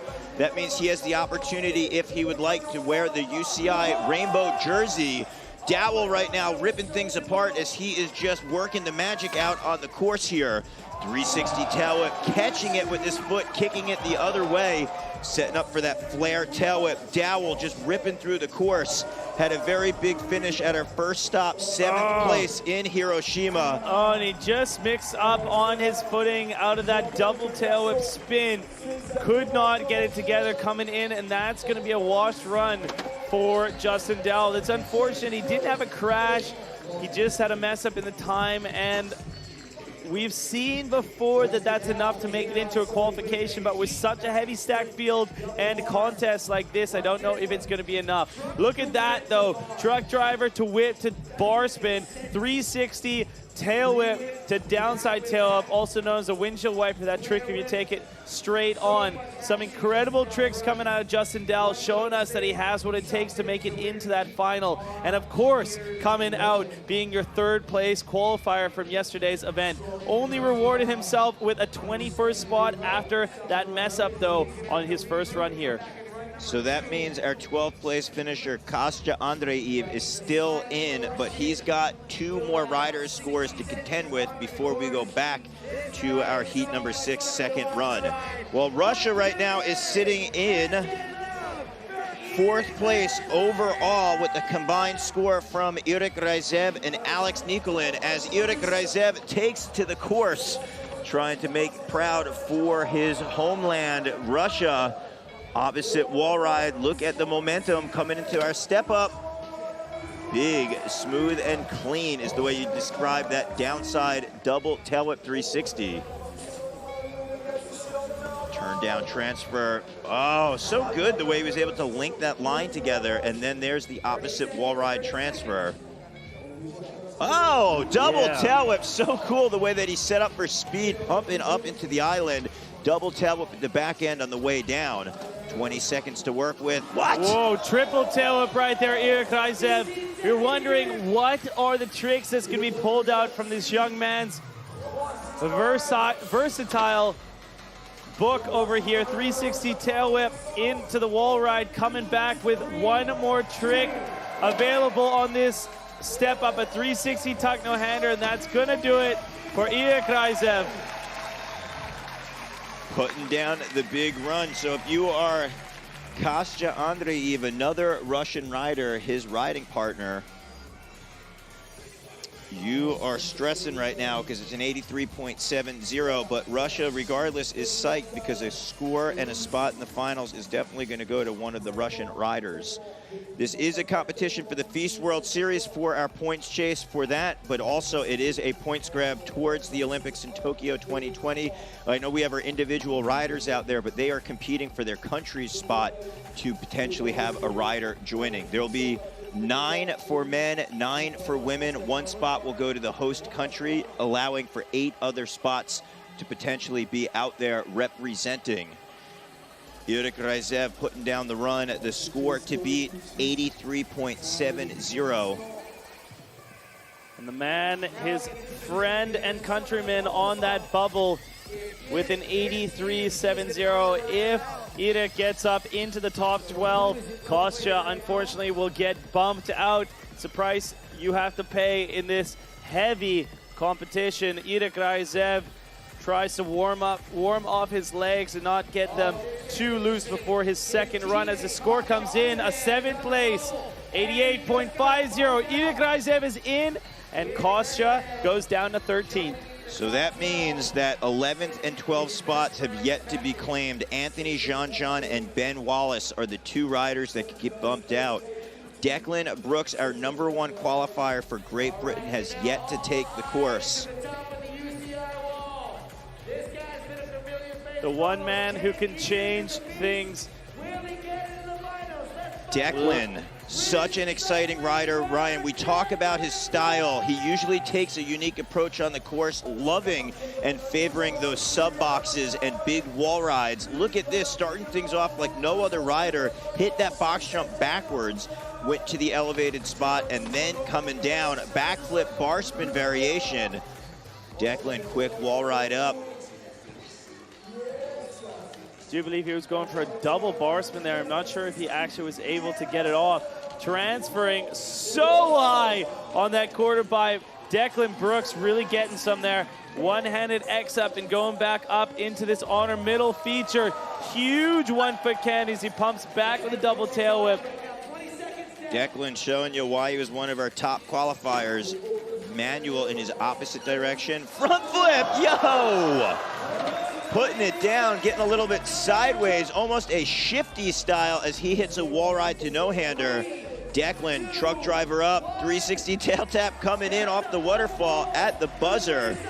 Well, that was definitely a more unique way to tackle the course, but does he have what it takes to push out Ben Wallace to that 84.20?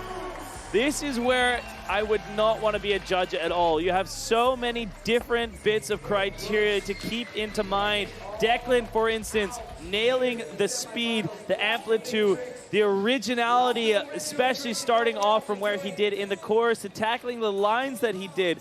But when he goes to tricks, he did not at all have something close to the top 3 that we have on our board today. Look at this front flip. He actually goes sideways because it's such a short distance to travel. You got to put all your momentum over the handlebars. And the fact that he has to kick the back end out a little bit and then re-straighten out to find that sweet spot coming down. So again, the score to beat is an 84.20 to bump out Ben Wallace and qualify in there. The score for first place is a 94 being held on to by Logan Martin.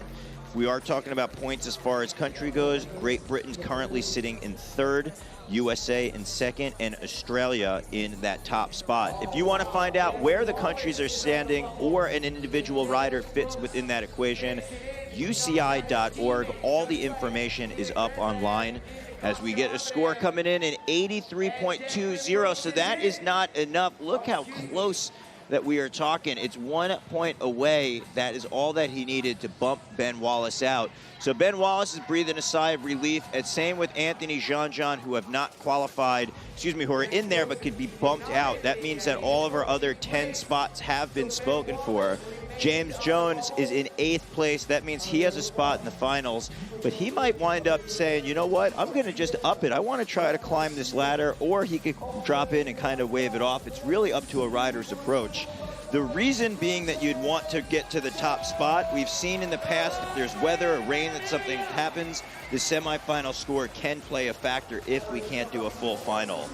Ooh, big 360 tail to tuck no hander, 360 triple tail from James Jones, just blowing a foot, but coming back with a foot jam, making it up here into the spine with a 360 bar spin. Well, James Jones is not resting on anything. Flare tail whip at such height, downside 360 tail whip. So cool to jump into the island that way. Rolling on out, high on that vert wall. Digging deep for speed, backflip bar spin. Flare bar spin. As you can see, Justin Dowell on deck, who is yet to ride, and it looks like James Jones is going to say, you know what? On second thought, that first run was the one I want to talk about, and I'm going to wave off this final 20 seconds. You know, I think that's a smart move from Jones. He for sure has a spot into the finals tomorrow. There's no need to risk it.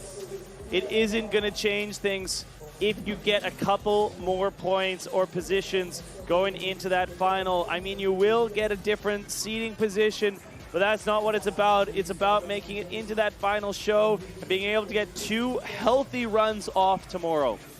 Yeah, the points are so important, and if you are in a final, you are going to get awarded the most amount of points possible for the event. So Jones at 88.30, you can see Irek Ryzev's name is highlighted because he has yet to ride. He's also in the competition as far as the finals concerned. Justin Dowell, the last rider to take the course in our heat, where we have 3 more riders remain. Justin Dowell, Declan Brooks have not qualified. Irek Ryzev has. So if you are sitting in 11th or 12th, Anthony Jean-Jean or Ben Wallace, you are saying, what is Justin Dowell going to do on course? Because I could still potentially get bumped out of the finals. Dowell's looking to bring it in the final. 360 bar spin, tail whip to bar spin. Dowell showing you why he was the 2018 UCI World Champion. 360 windshield wiper there into a flare whip. Coming back this unique way, that's where it went wrong. The 360 whip, he gets his line selection and putting it together with the last 30 sections. Jumping back over here with a 450 tuck no hander into the honor quarter pipe with a Twix air. The Twix is the bar spin with the tail whip at the same time, done on the quarter pipe. Bar spin 450 into the landing. Dowell has to keep this together. He is putting it down, 360 up. He knows he just has to keep it together. Wall ride transfer. 360 over the box backwards, hangs up a little bit. Transfer over, and that is time for Dowell with an alley-oop bar spin. Wow, so Dowell having some big combinations in the run. He did keep his feet on the entire time, but you saw towards the end, he started to get winded, rightfully so. It's been a long day, and these are 2 long runs out there. But will it be enough to be higher than an 84.20 held on by Ben Wallace? As we look at some of the bigger combinations, 360 tail whip, kicking that frame back. And then here up on the quarter pipe, the flare tail whip just hitting that back and spinning around, and it's all about the Twix. No other rider in our competition has done this. Bar spin with the tail whip at the same time. There's a look back out of that vert quarter pipe. So Dowell right now keeping his composure, but this is definitely a stressful moment. Will the score be higher than an 84.20? Ben Wallace is saying, I hope it's not. Justin Dowell is saying, I really hope it is. And it is an 87.38, good enough for 10th place for Justin Dowell. He squeezes into the finals there with 2 spots below him, bumps out Ben Wallace from Heat 1. He goes down into 13th position, and now Jean-Jean, the one Frenchman, is in that bubble position with 1 man to be able to take it away from him. His name is Declan Brooks. However, Irek Ryzev, who is in a position of 7th right now with his 88.5, he's taking the course for his 2nd time here. Irek Ryzev, ooh, a great combo. 360 downside tail up to bar spin. Look at the focus right now. Landed so smooth and got that pump to go the distance on that wall ride transfer. Oh! Wow. Wow. I think Irek Ryzev was going for a 360 Indian air. I love how humble this guy is. Yeah, missing the seat, bike goes flying. And then you just see him being all graceful, but a moment before that, so powerful on the course. It's like, whoops. Sorry, I didn't mean to do that. I don't know my strength. Look at that. It was all about the landing over that box. It was so smooth, and there you see he missed. His body weight was off.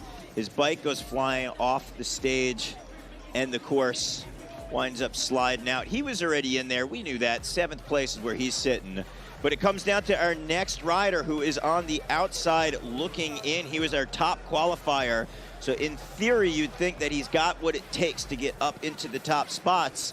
We're talking about Declan Brooks. He has an 83.20. He's going to need a full point higher in his score, an 84.20, to bump out Ben Wallace to get in that spot.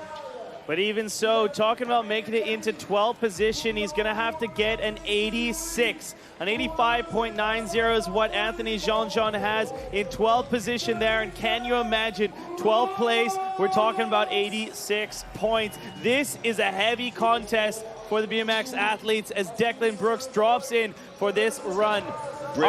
British cycling taking the course right here. Declan Brooks is known for his consistency, no-handed flare up high. Coach Jamie Bestwick cheering Declan on as he double backflip with the bar spins. Coming across, Declan Brooks was our first place qualifier coming out of yesterday's heavy event. His line selection definitely granted him that, and that amplitude, riding this like a true vert pipe. Shredding around here. Let's see if he can get some of the big tricks. Big 1 foot can high on that honor, let's say, massive wedge, 360 or 270 bar spin right there. Declan with the opposite manual sets up smooth for the front flip, 2 for 2 on one of the more unique tricks of his run. Declan, 8 seconds to go, needs to keep things together because he is going to need 86 or higher. 360 bar spin, 2X up, foot jam over, and at the buzzer, big no-hander out of the quarter pipe. So Declan putting his second run down. Right now, Anthony Jean-Jean is on that bubble, an 85.90. So Declan is going to need that or better to get into the top spot. Let's take a look at the highlights from Declan. Backflip, bar spin, bar spin. He caught him in between. You saw the control as he puts his hands on the grips. Wall ride to big no-hander coming around. Declan's got that toboggan air. Look at the front flip off axis. I love that shifty style as he winds up coming around. This is the moment you can see Anthony Jean-Jean on screen along with Declan Brooks. One rider will be making it, one unfortunately will not. We see there right on the top right corner of your screen, the look of fear, a nail-biting moment for Jean-Jean as he waits to see if Declan Brooks, your first place qualifier, is going to push into that final. Usually in any other position, this would almost be an assured that your first place qualifier was going to make it into the finals. This was such a heavy contest, however. We're talking 86 points Declan Brooks needs to push out Jean-Jean, and it's not going to be enough. Jean-Jean stays in. Declan Brooks goes into 14th place with an 84.10, and Jean-Jean makes it into the finals. Viva la France out here in Montpellier. Wow, talk about a moment for France. Unfortunately, Declan not making it in. Ryan, you said it yourself. Usually our top qualifier makes it into the final, and it doesn't come down to this position like that, right down to the wire, and Anthony Jean-Jean is going to be riding. I can't even imagine what the crowd is going to sound like tomorrow, considering the excitement for his riding. So Logan Martin in top with the 94, Brandon Lupos 92.48, Rym Nakamura, Kyle Baldock, Daniel Sandable, Jake Woolwork, Eric Reisev, James Jones, Nick Bruce, Justin Dowell, Alex Colborn, unicorn, and Anthony Jean-Jean are going to be your 12 riders. Those are your top 12 in there. Ben Wallace, Declan Brooks, Josh Andre, Jack Clark, Pat Casey, Tom Van de Bogart, and the works. Thank you so much, the top 24 athletes in BMX, for coming out there here and making this the contest it was today. And man, I'm telling you, any one of those riders could have taken it out here. It was an incredible contest. That was a final world-class performance, and it shows us where we're headed for the 2020 Olympics. Thank you guys so much.